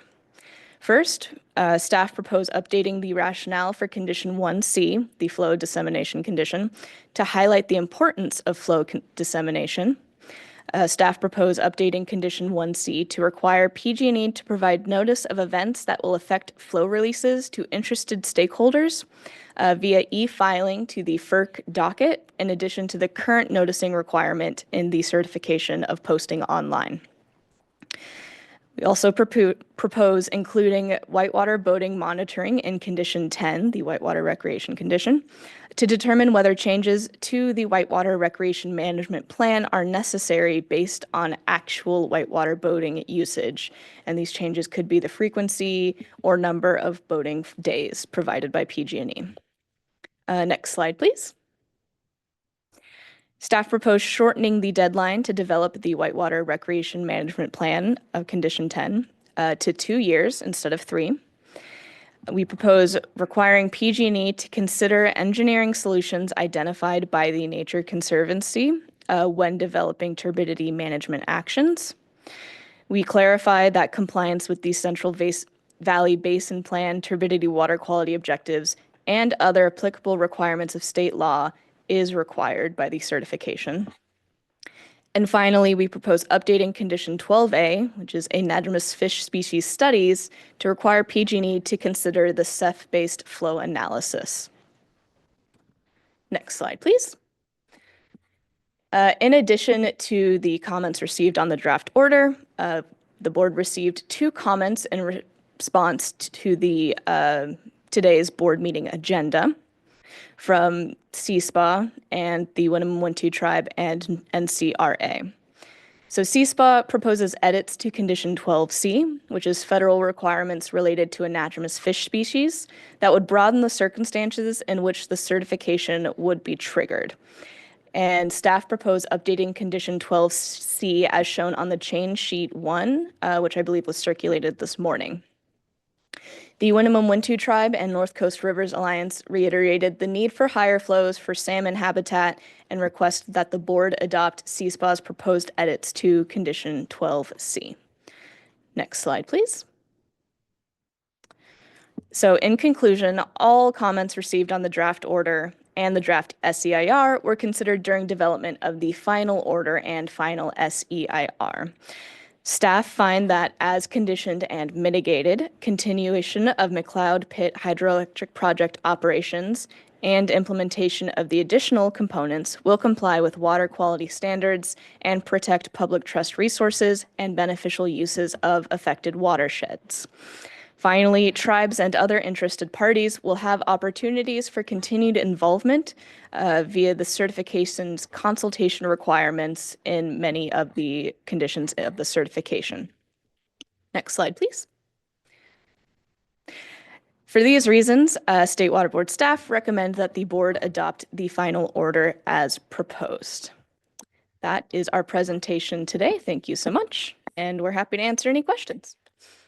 Thank you as well. I appreciate the significant amount of work that's gone into this project and consultation with the WNOMM. Very supportive of the change sheet and feel ultimately that done well to balance the interests here and, to your point, ensure ongoing engagement with the tribe and others impacted by the project to create a more perfect project in the end. So thanks for all that work. Looking to fellow board colleagues, if there's any questions off the bat, we do have a handful of commenters we can get to first. Can I mention really quickly? course, The Mr. change Grassi. sheet is in the back of the room for any people who are in the room today and wanted to take a look at it. So Thank you. Let's go ahead and get to our commenters. We have about 5 folks.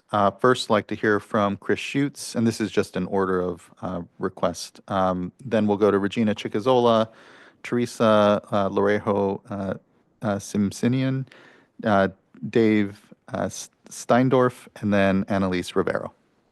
Mr. Schutz, good morning. Good to see you.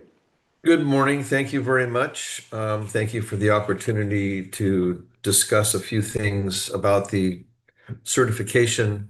First of all, thank you for considering and changing the language in section or condition 12C. I think it improves the outcome, and I was concerned that it was as drafted that the language was too restrictive about when conditions would warrant consideration of additional measures in order to address the needs of anadromous fish. So thank you very much for that. I'm still a little concerned that there is sort of no default or timeline for what happens if, in fact, anadromous fish are reintroduced or are about to be reintroduced.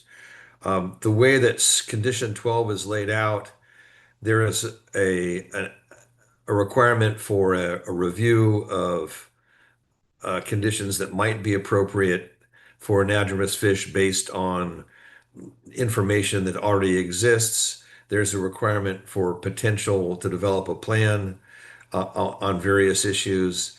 And then there's the option for a plan that's presented to either the deputy director or executive director, I'm sorry, I've forgotten which, of the water board, to require additional conditions. As stated, I'm concerned that process could be very protracted and that there's no sort of definitive timeline or requirement. I suggested in comments on the draft certification that a default that would incorporate what effectively would be the NIMS requirements in the event of reintroduction would cause the entire planning and review process to move along more quickly. It would incentivize that and would not allow a kind of situation where the planning process led to protracted delay. I'm informed somewhat by the protracted delay regarding a improvements for anadromous fish on the Oroville project. There is a habitat expansion plan that was adopted expansion agreement that was adopted in either 2005 or 2007. There still hasn't been a defined plan that everyone agreed on. And in the absence of some kind of forcing mechanism that says, look, this is going to be it, these kinds of things, I think, could go on for a very long time. So I'm very concerned about that. And I would suggest some language that established after date certain or a certain number of years, the NIMS flows would be required and they could be adjusted downward based on studies.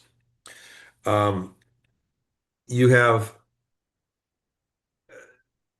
allowed consultation with NGOs on issues related to whitewater, and you expanded to include Caltrout and Trout Unlimited. I think that's very good, and I appreciate those changes that were made from the earlier draft to the one that's before you now.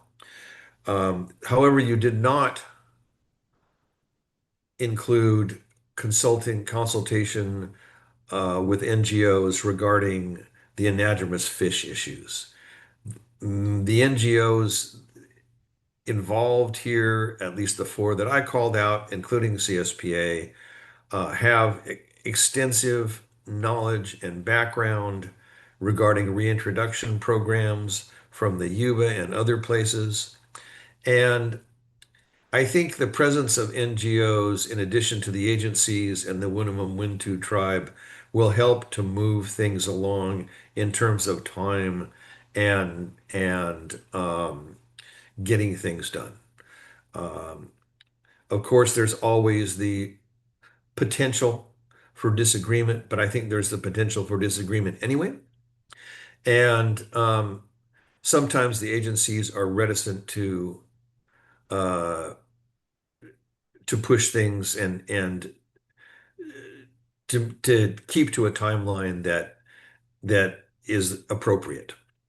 So I would request that you consider adding CSPA, American Whitewater, Cal Trout, and TU to the consultation requirements in condition 12.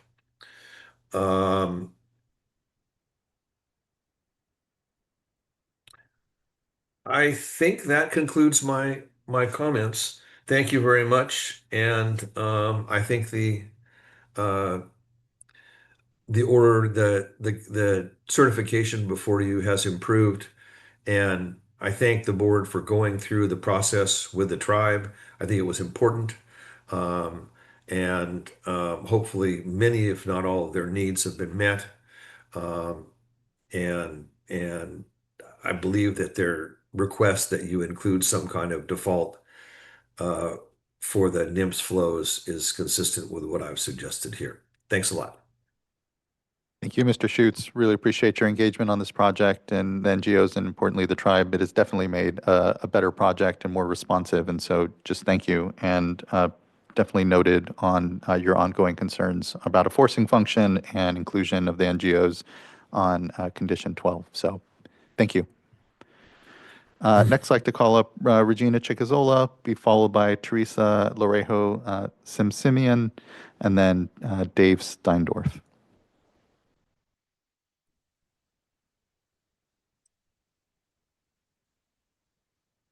Hi, apologies for getting on slowly and for looking kind of weird. I'm on my phone because there's a California Water Commission meeting on Sites Reservoir happening at the same time, and I am in both of them.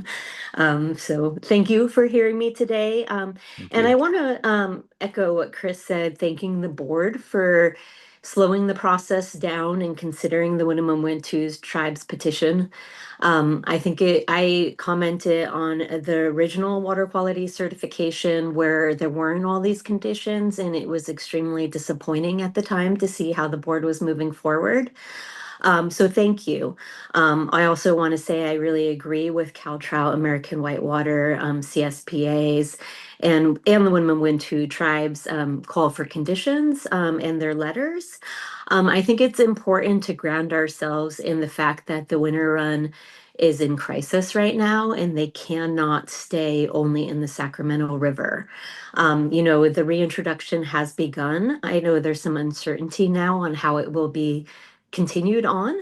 But I think it is really critically important to think about these recommended flows in things like spring pulses and how to keep the salmon alive within the McCloud River because they are coming back. So I really want to echo Chris's comments. I truthfully think that you did the right thing by slowing the process down and considering what the right conditions are.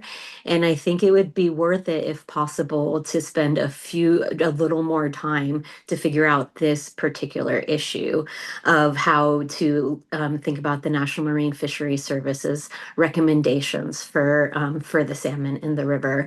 I know there's uncertainty on how this will play out, but they are already there, and they will be coming back. And if we don't bring them back into this watershed, we're not going to be able to have the diversity within the winter run population to keep them alive for much longer. I think we know the temperature issues in the Sacramento River are just getting worse, and the McCloud presents the best habitat we have left. So that was the majority of my comments. I do think looking at actually set standards for flows and turbidity and not just considerations and schedules are important, not just because it does take a long time when you're reconsidering, like Chris mentioned earlier. But also, I don't think that PG&E has showed they're always the best actor. A situation that I do want to bring up is that there could have been a plan in place to have cold water that could have stopped the fish kill in Butte Creek that happened where almost the entire spring run of salmon died in Butte Creek. And because there wasn't a good plan in place, their water was not released, and tens of thousands of salmon died, almost tens of thousands. I think it was 18,000 adult spring salmon died in Butte Creek, and that was a PG&E issue. It was also a drought issue. It was also a water use issue, but I think it shows that these how you work with flows for salmon, especially in drought years, can be very complicated, and plans and standards need to be put in place, or else we could just be in a crisis situation where we cannot act quick enough to save these fish. So that's the whole of my comments. I do support what Chris said about the NGOs and which NGOs should be in the room when planning for the releases for salmon. But I also think, I know not slowing the process down much, but just dealing with these last couple issues of the turbidity and the flow releases for salmon would be worthwhile to do now and get right. Thank you. Thank you, Ms. Chicazola. It's good to see you, and thanks for playing double time here. I know there's a lot of important discussions going on, so really appreciate your contributions here. Thank you. Thank you. Next, I'd like to call up Teresa Lorejo Simon, and then Dave Steindorf, and then our final commenter will be Annalise Rivera. Good morning. See if I can this down a little. And my apologies ahead of time. I've been dealing with some laryngitis. So if my voice cracks, it's because I'm nervous and I getting over laryngitis. So my name is Teresa Lorejo Simpson. I am the California Hydropower and Community Partnership Director for American Whitewater. Our organization has participated in the McCloud relicensing process since 2009. I would like to address the Water Board's treatment of whitewater recreation flows in the proposed certification. In responding to PG&E's 2019 petition for reconsideration, the board correctly recognized whitewater boating as a beneficial use of the McCloud River and correctly defended its authority to protect that beneficial use. In doing so, the board rejected PG&E's argument that the Water Board lacks authority to require measures protecting whitewater recreation. However, having defended the authority, the board is now poised to approve a certification that does little to actually protect the beneficial use of recreation.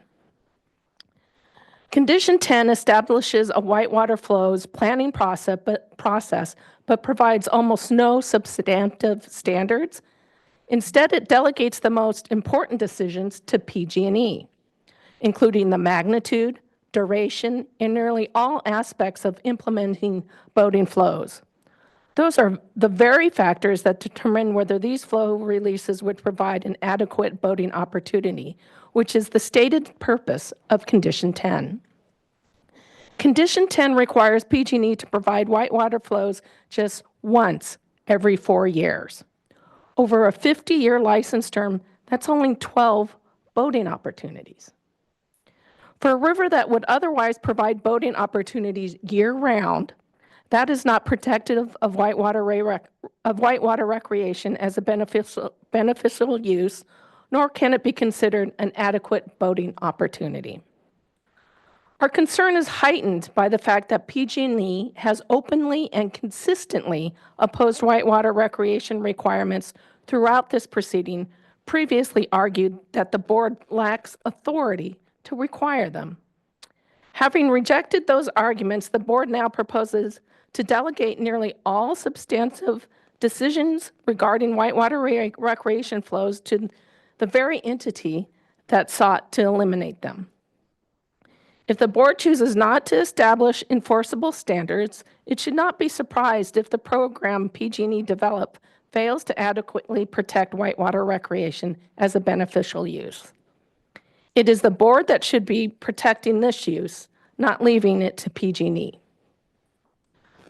More fundamentally, and I just want to address this because Savannah brought it up and didn't quite cover this in the summary. The certification treats recreation as a separate and isolated objective rather than as part of an integrated flow regime capable of producing multiple beneficial uses. American Whitewater appreciates the board's recognition that spring pulse flows can provide both ecological benefits and whitewater recreation opportunities.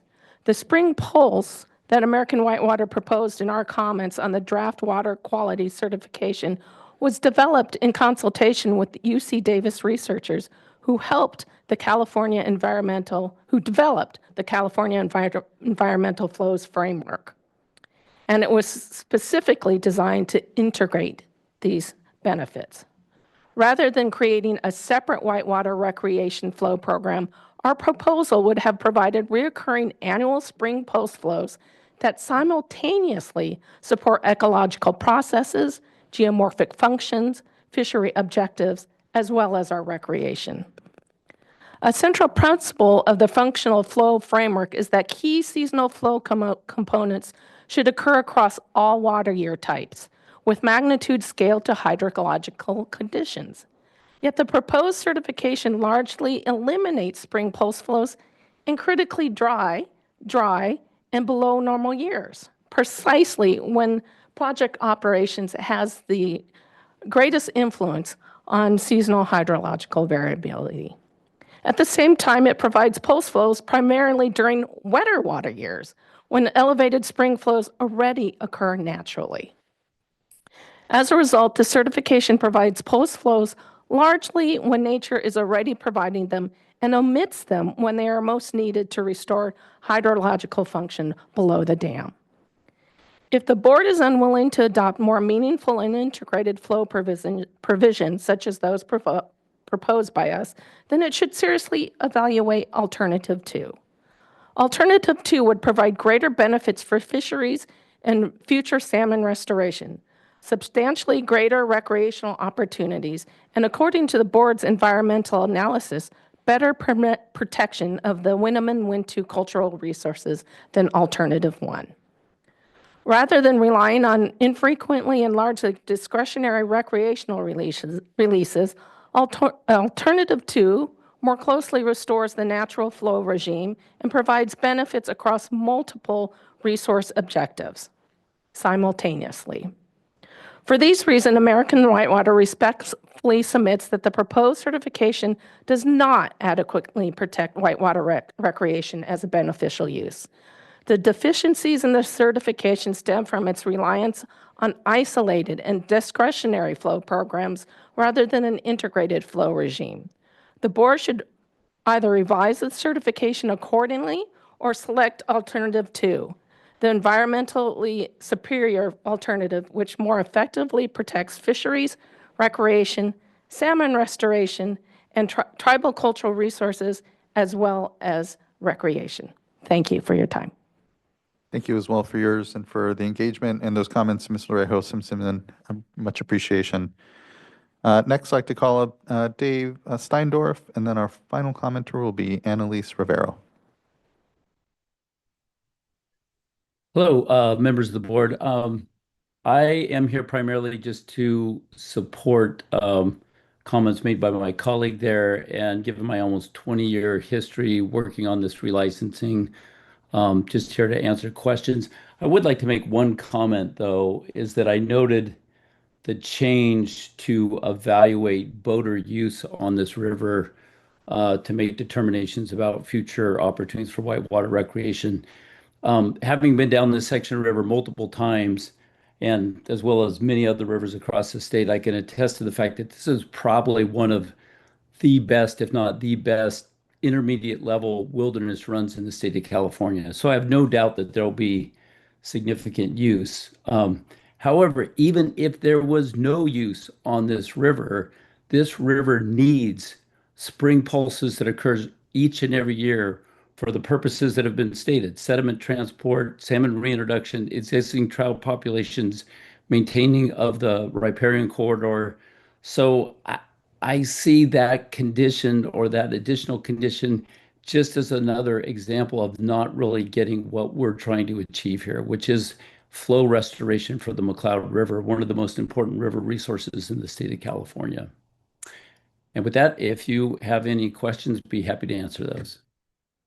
Thank you, Mr. Steindorf. Much appreciation. Next, I'd like to call up in our final commenter, Annalise Rivero. Hello, good morning, Chair and members. My name is Annalise Rivero. I'm the Policy Director at California Trout. I'm here to give comments on behalf of Cal Trout, the Nature Conservancy, and the McCloud River Club in strong support of the final order before you today. The reconsideration certification brings meaningful new protections to Lower McCloud River, and we are particularly grateful for 2 revisions that reflect concerns raised in our May 19th comment letter. On turbidity, Condition 3B now requires that PG&E to consider the preliminary engineering solutions developed by our coalition, multi-level intake upgrades and an upper reservoir intake connection, which studies have identified as technically feasible. We are gratified this work is in the formal record. However, the condition still lacks enforceable performance benchmarks and a mandatory implementation schedule, and we urge the Deputy Director to fill those gaps in the plan approval process. On salmon flows, Condition 12A now requires PG&E to consider flows developed by the McCloud River Structure Design Making Working Group using CEF, a process our coalition is advancing now with UC Davis and TNC through the California Energy Commission funding. However, the order does not tie Deputy Director approval of study plans to consistency with that evaluation. We urge the board to make clear in its deliberations today that the Deputy Director should apply that standard and to flag Condition 17 as the pathway to revisit Condition 1 flows once the CEF analysis is complete. This order is a strong foundation, and our coalition is committed to seeing it fully implemented. Additionally, we appreciate the connection between our comments on the relicensing order and the change sheet on reintroduction efforts, and would welcome overlap in addressing our concerns on both processes. Thank you. Much appreciation. Thanks for the engagement here on the project. All right, that wraps up our commenters here. Certainly, again, appreciate all the responsiveness and the changes that have been made, and definitely sounds like folks are still looking for additional change. I guess it would be helpful to hear from folks how you feel about the issue essentially of not having a forcing function, or concern about there not being much of a forcing function when it comes to reintroduction and potential future improvements to flow regime on the system. Yeah, I had some initial thoughts based upon some of the comments we heard related to Condition 12, which was the reintroduction condition, as well as Condition 10, which was whitewater boating. Focused on what you asked about, which is the fish reintroduction condition, Condition 12. Staff don't think at this time it's appropriate to require the NEMS flows. The current condition of having reintroduced fish in the McCloud River, they are doing well in their current life stages in the river, and we did analyze in the SCIR the broader range of flows, recognizing we anticipate things could change and we may have further reintroduction efforts in a non-experimental population in the river in the future. So we did think it was important to analyze those flows, but not require them right off the bat. In terms of having a trigger, things change. Those flows are what are recommended, as part of the relicensing process, which is already a little dated. By the time we get to the point of actually introducing flows, higher flows potentially through Condition 12C, we would want to really figure out what are the appropriate flows. Ideally, they would be within the range of what was evaluated in the SCIR, such that additional CEQA analysis wouldn't be required. But we do think that that is an appropriate time. 12C does give the Deputy Director the authority to modify, to require things like studies and reports, but also to impose actions and changes to reevaluation of the conditions related to minimum and stream flows, large woody material, gravel augmentation. Those are all broadly covered. And then I did want to note one element that I think is a little unique, and it's why we're here today anyway, which is we have this petition for reconsideration. So the petition for reconsideration has largely put up a wall that has not allowed for communication between parties and to have more of a collaborative process about what is appropriate.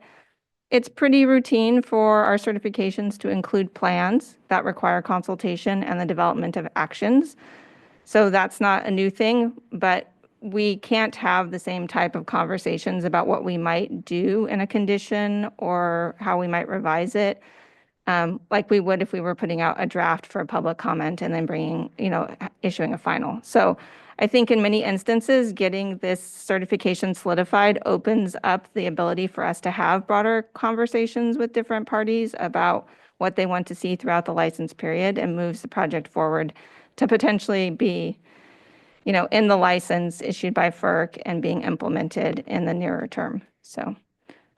Yeah, I appreciate that point because Ms. Larejo, Simmons points around better integrating ultimately what's being released for recreation flows and what's being released for the environment and having that more of a kind of a comprehensive approach to the system.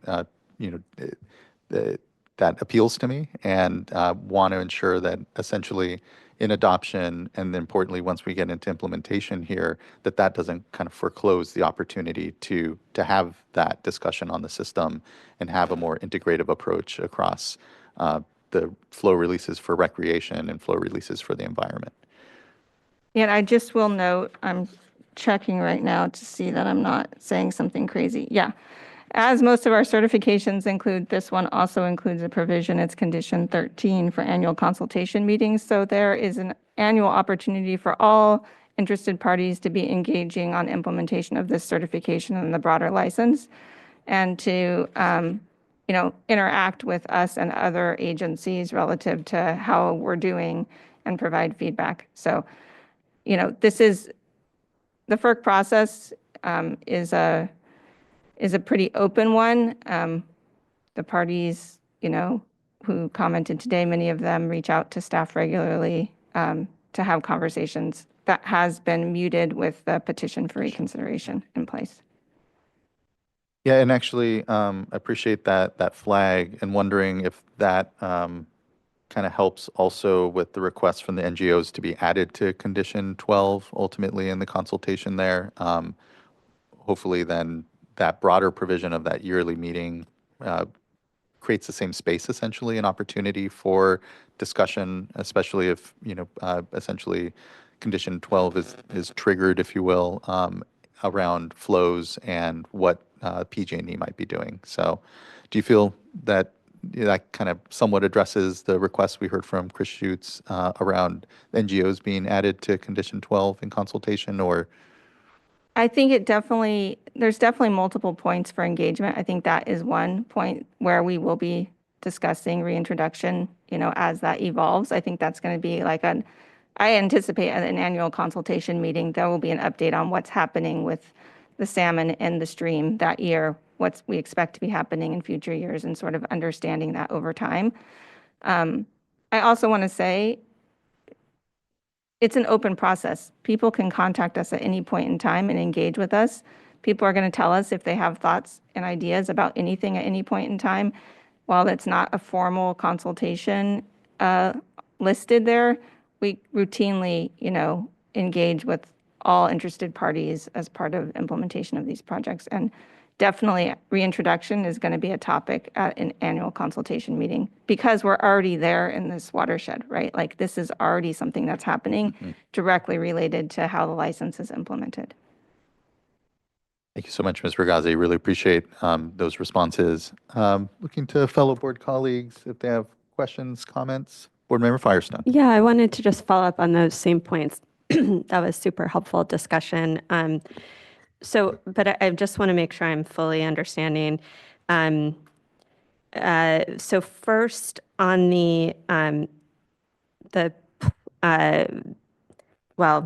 the deputy director has the authority to require, remind me which condition that is. That's condition.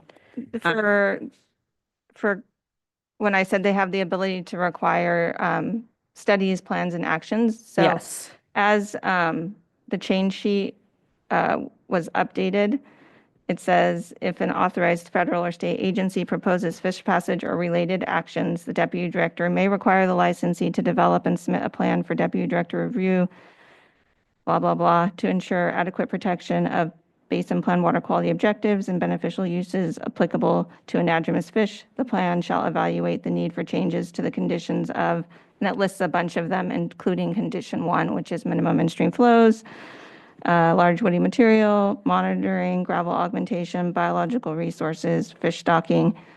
So right there, the plan itself is a way that the deputy director can directly tell the licensee to engage and develop a plan to update whatever conditions are appropriate relative to the action that's being proposed, whether that's fish passage or something else.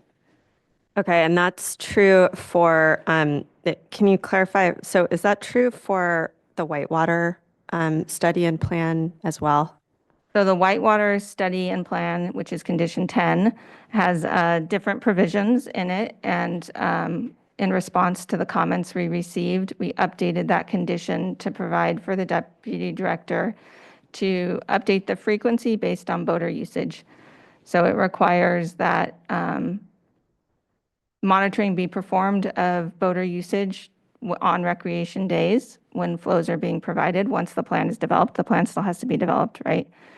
And then if we're seeing that it is being used, then the deputy director can increase that.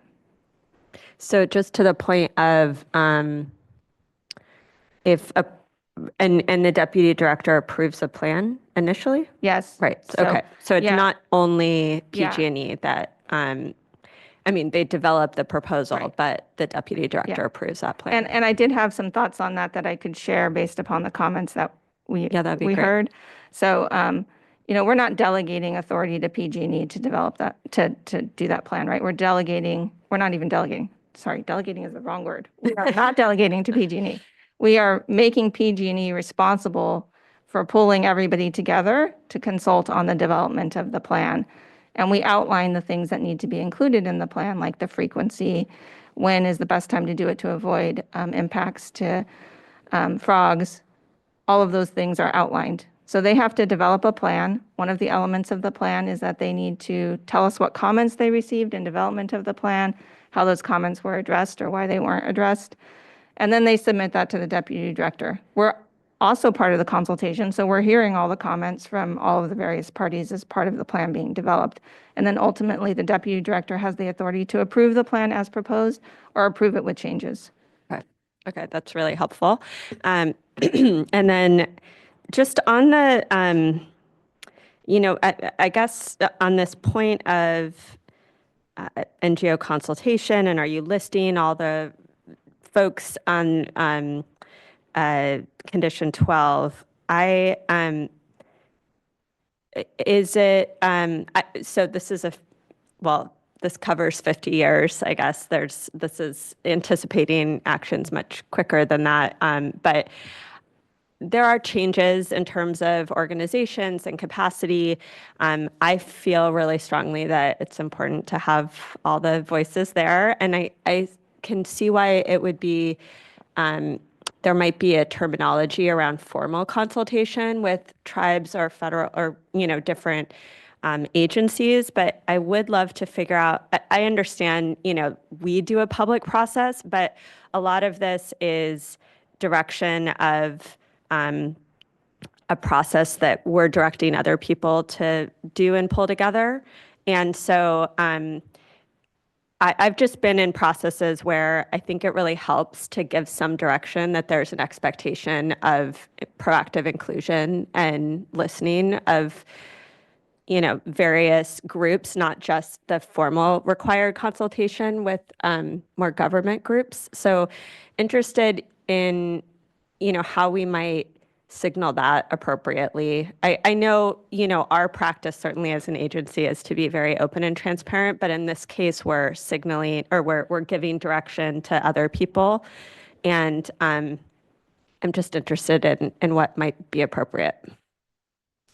Yeah, I think we've evolved over time in terms of how we have adapted the consultation role in these certifications.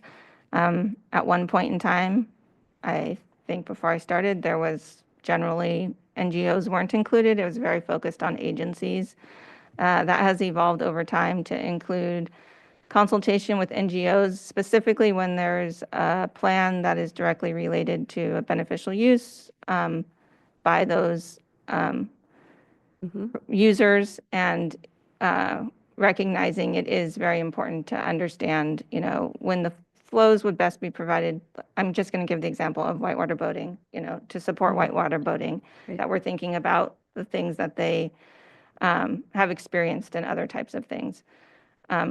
When we're looking at things like reintroduction of fish species that are largely overseen by agencies, the flows and experts are, I'm not saying NGOs don't provide value. I'm just saying, like, when you're trying to get everybody in the room to have a conversation, it gets difficult to have more and more people to try and have that conversation for a formal consultation. And we're just telling the licensee who they need to talk to. The ultimate decision maker is, the board. It's delegated to the deputy director. So we're going to hear all of the comments that are out there, because people are going to tell us what they think. So I don't think there's a problem that we're not going to get the input that is needed. I think it's whether or not we expand it in every case to try and have to get all of those bodies there to have those conversations versus focusing on the ones that are most pertinent to that topic and making sure they are at the table, and then recognizing we are going to hear from other people through the annual consultation meeting or more directly because they reach out to us on that topic. Yeah, I hear you on that. And maybe this is, I can't remember. Sometimes I get confused on how much we can change here versus not, but on specific language. But I guess I am hesitant to call out every single group, because I think groups change, and I think formal consultation is appropriate to government and tribal entities. But I also think that when we're directing, I'm looking for the exact how we say it, but it's we're directing how studies should be designed, basically. And I think getting early diverse expertise and voices is really important. I know that's a shared value. And figuring, is there language we can do to more clearly encourage outreach and engagement with other expertise and NGO groups. And, I think we don't have to be specific on every single body in this, 50-year order, but I do think giving direction that there is a lot of important expertise that otherwise wouldn't be there, that is a different perspective that they're bringing that's valuable is helpful to include in some way. Yeah, I'm going to say something, and Amanda can just reach over and slap me or whatever is necessary. But I think a sentence could be added that says something to the effect of, the deputy director will consider other input from, well, everybody. I mean, really, we're talking about the public and any interested party in making decisions related to, I think we're talking about condition 12 here specifically, condition 12C. So in making decisions in implementing this condition. Yeah, or just, I guess what I was thinking, because I think it is helpful to, specify that the deputy director will do that. I have faith in the deputy director to be, to do that as well. But I think it's helpful but I guess in addition, and maybe I'm misunderstanding, but what we're seeing, and now I can't find it on the fly, but is we are specifically giving direction to. Second paragraph, last sentence, I think.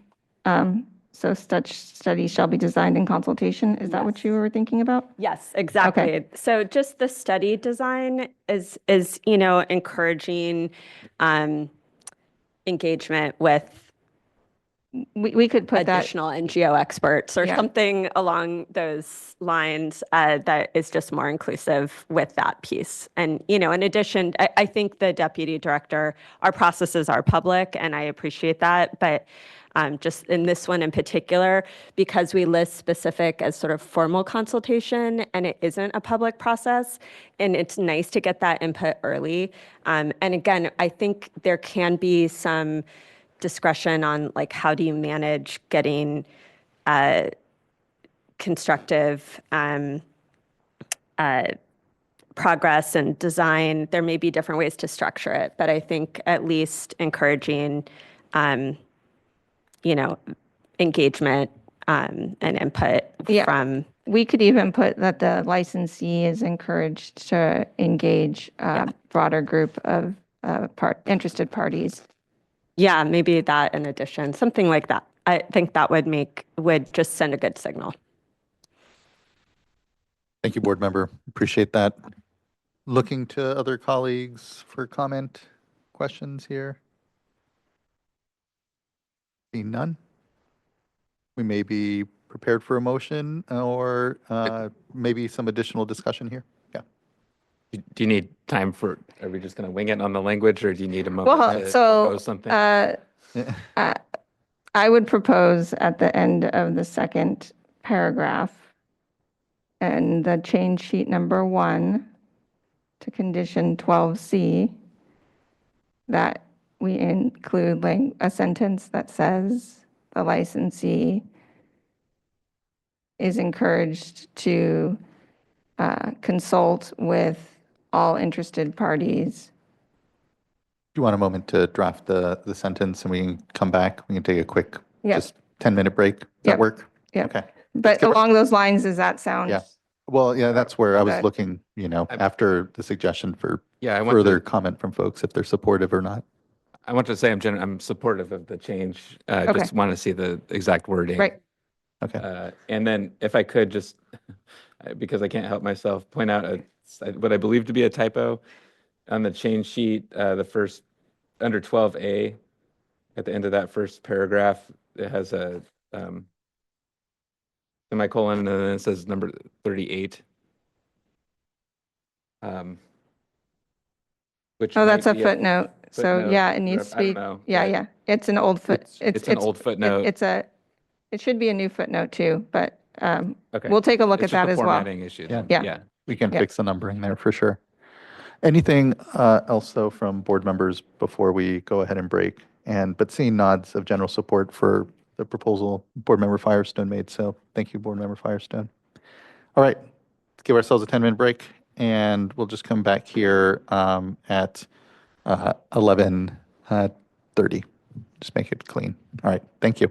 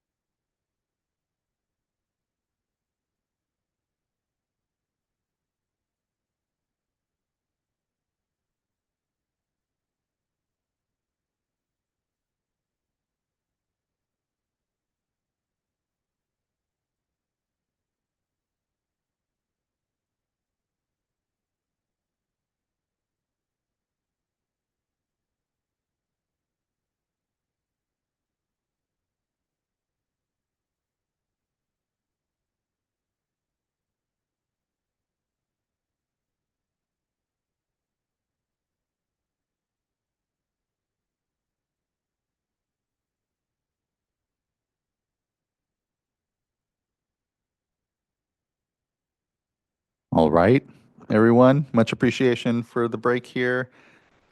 And hand things over to Ms. Regazi. Thank you, Chair Esquivel. And Amanda is actually going to be the one who's going to do it because, it's more of an attorney thing. But I did want to take a moment to just say, I think this is the last item before you, Board Member Firestone. And we all wish you well and hope your future pursuits are whatever you want them to be. So it's been nice working with you over the last many years. So.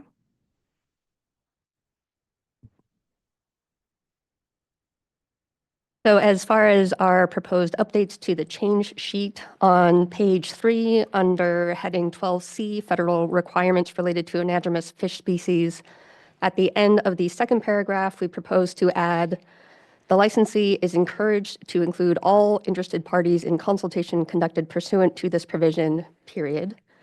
And then also, if we can just scroll up really quickly to page 1.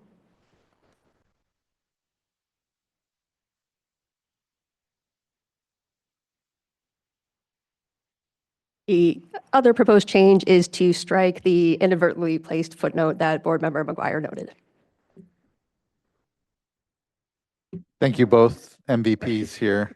Really appreciate. That's a fantastic change right there.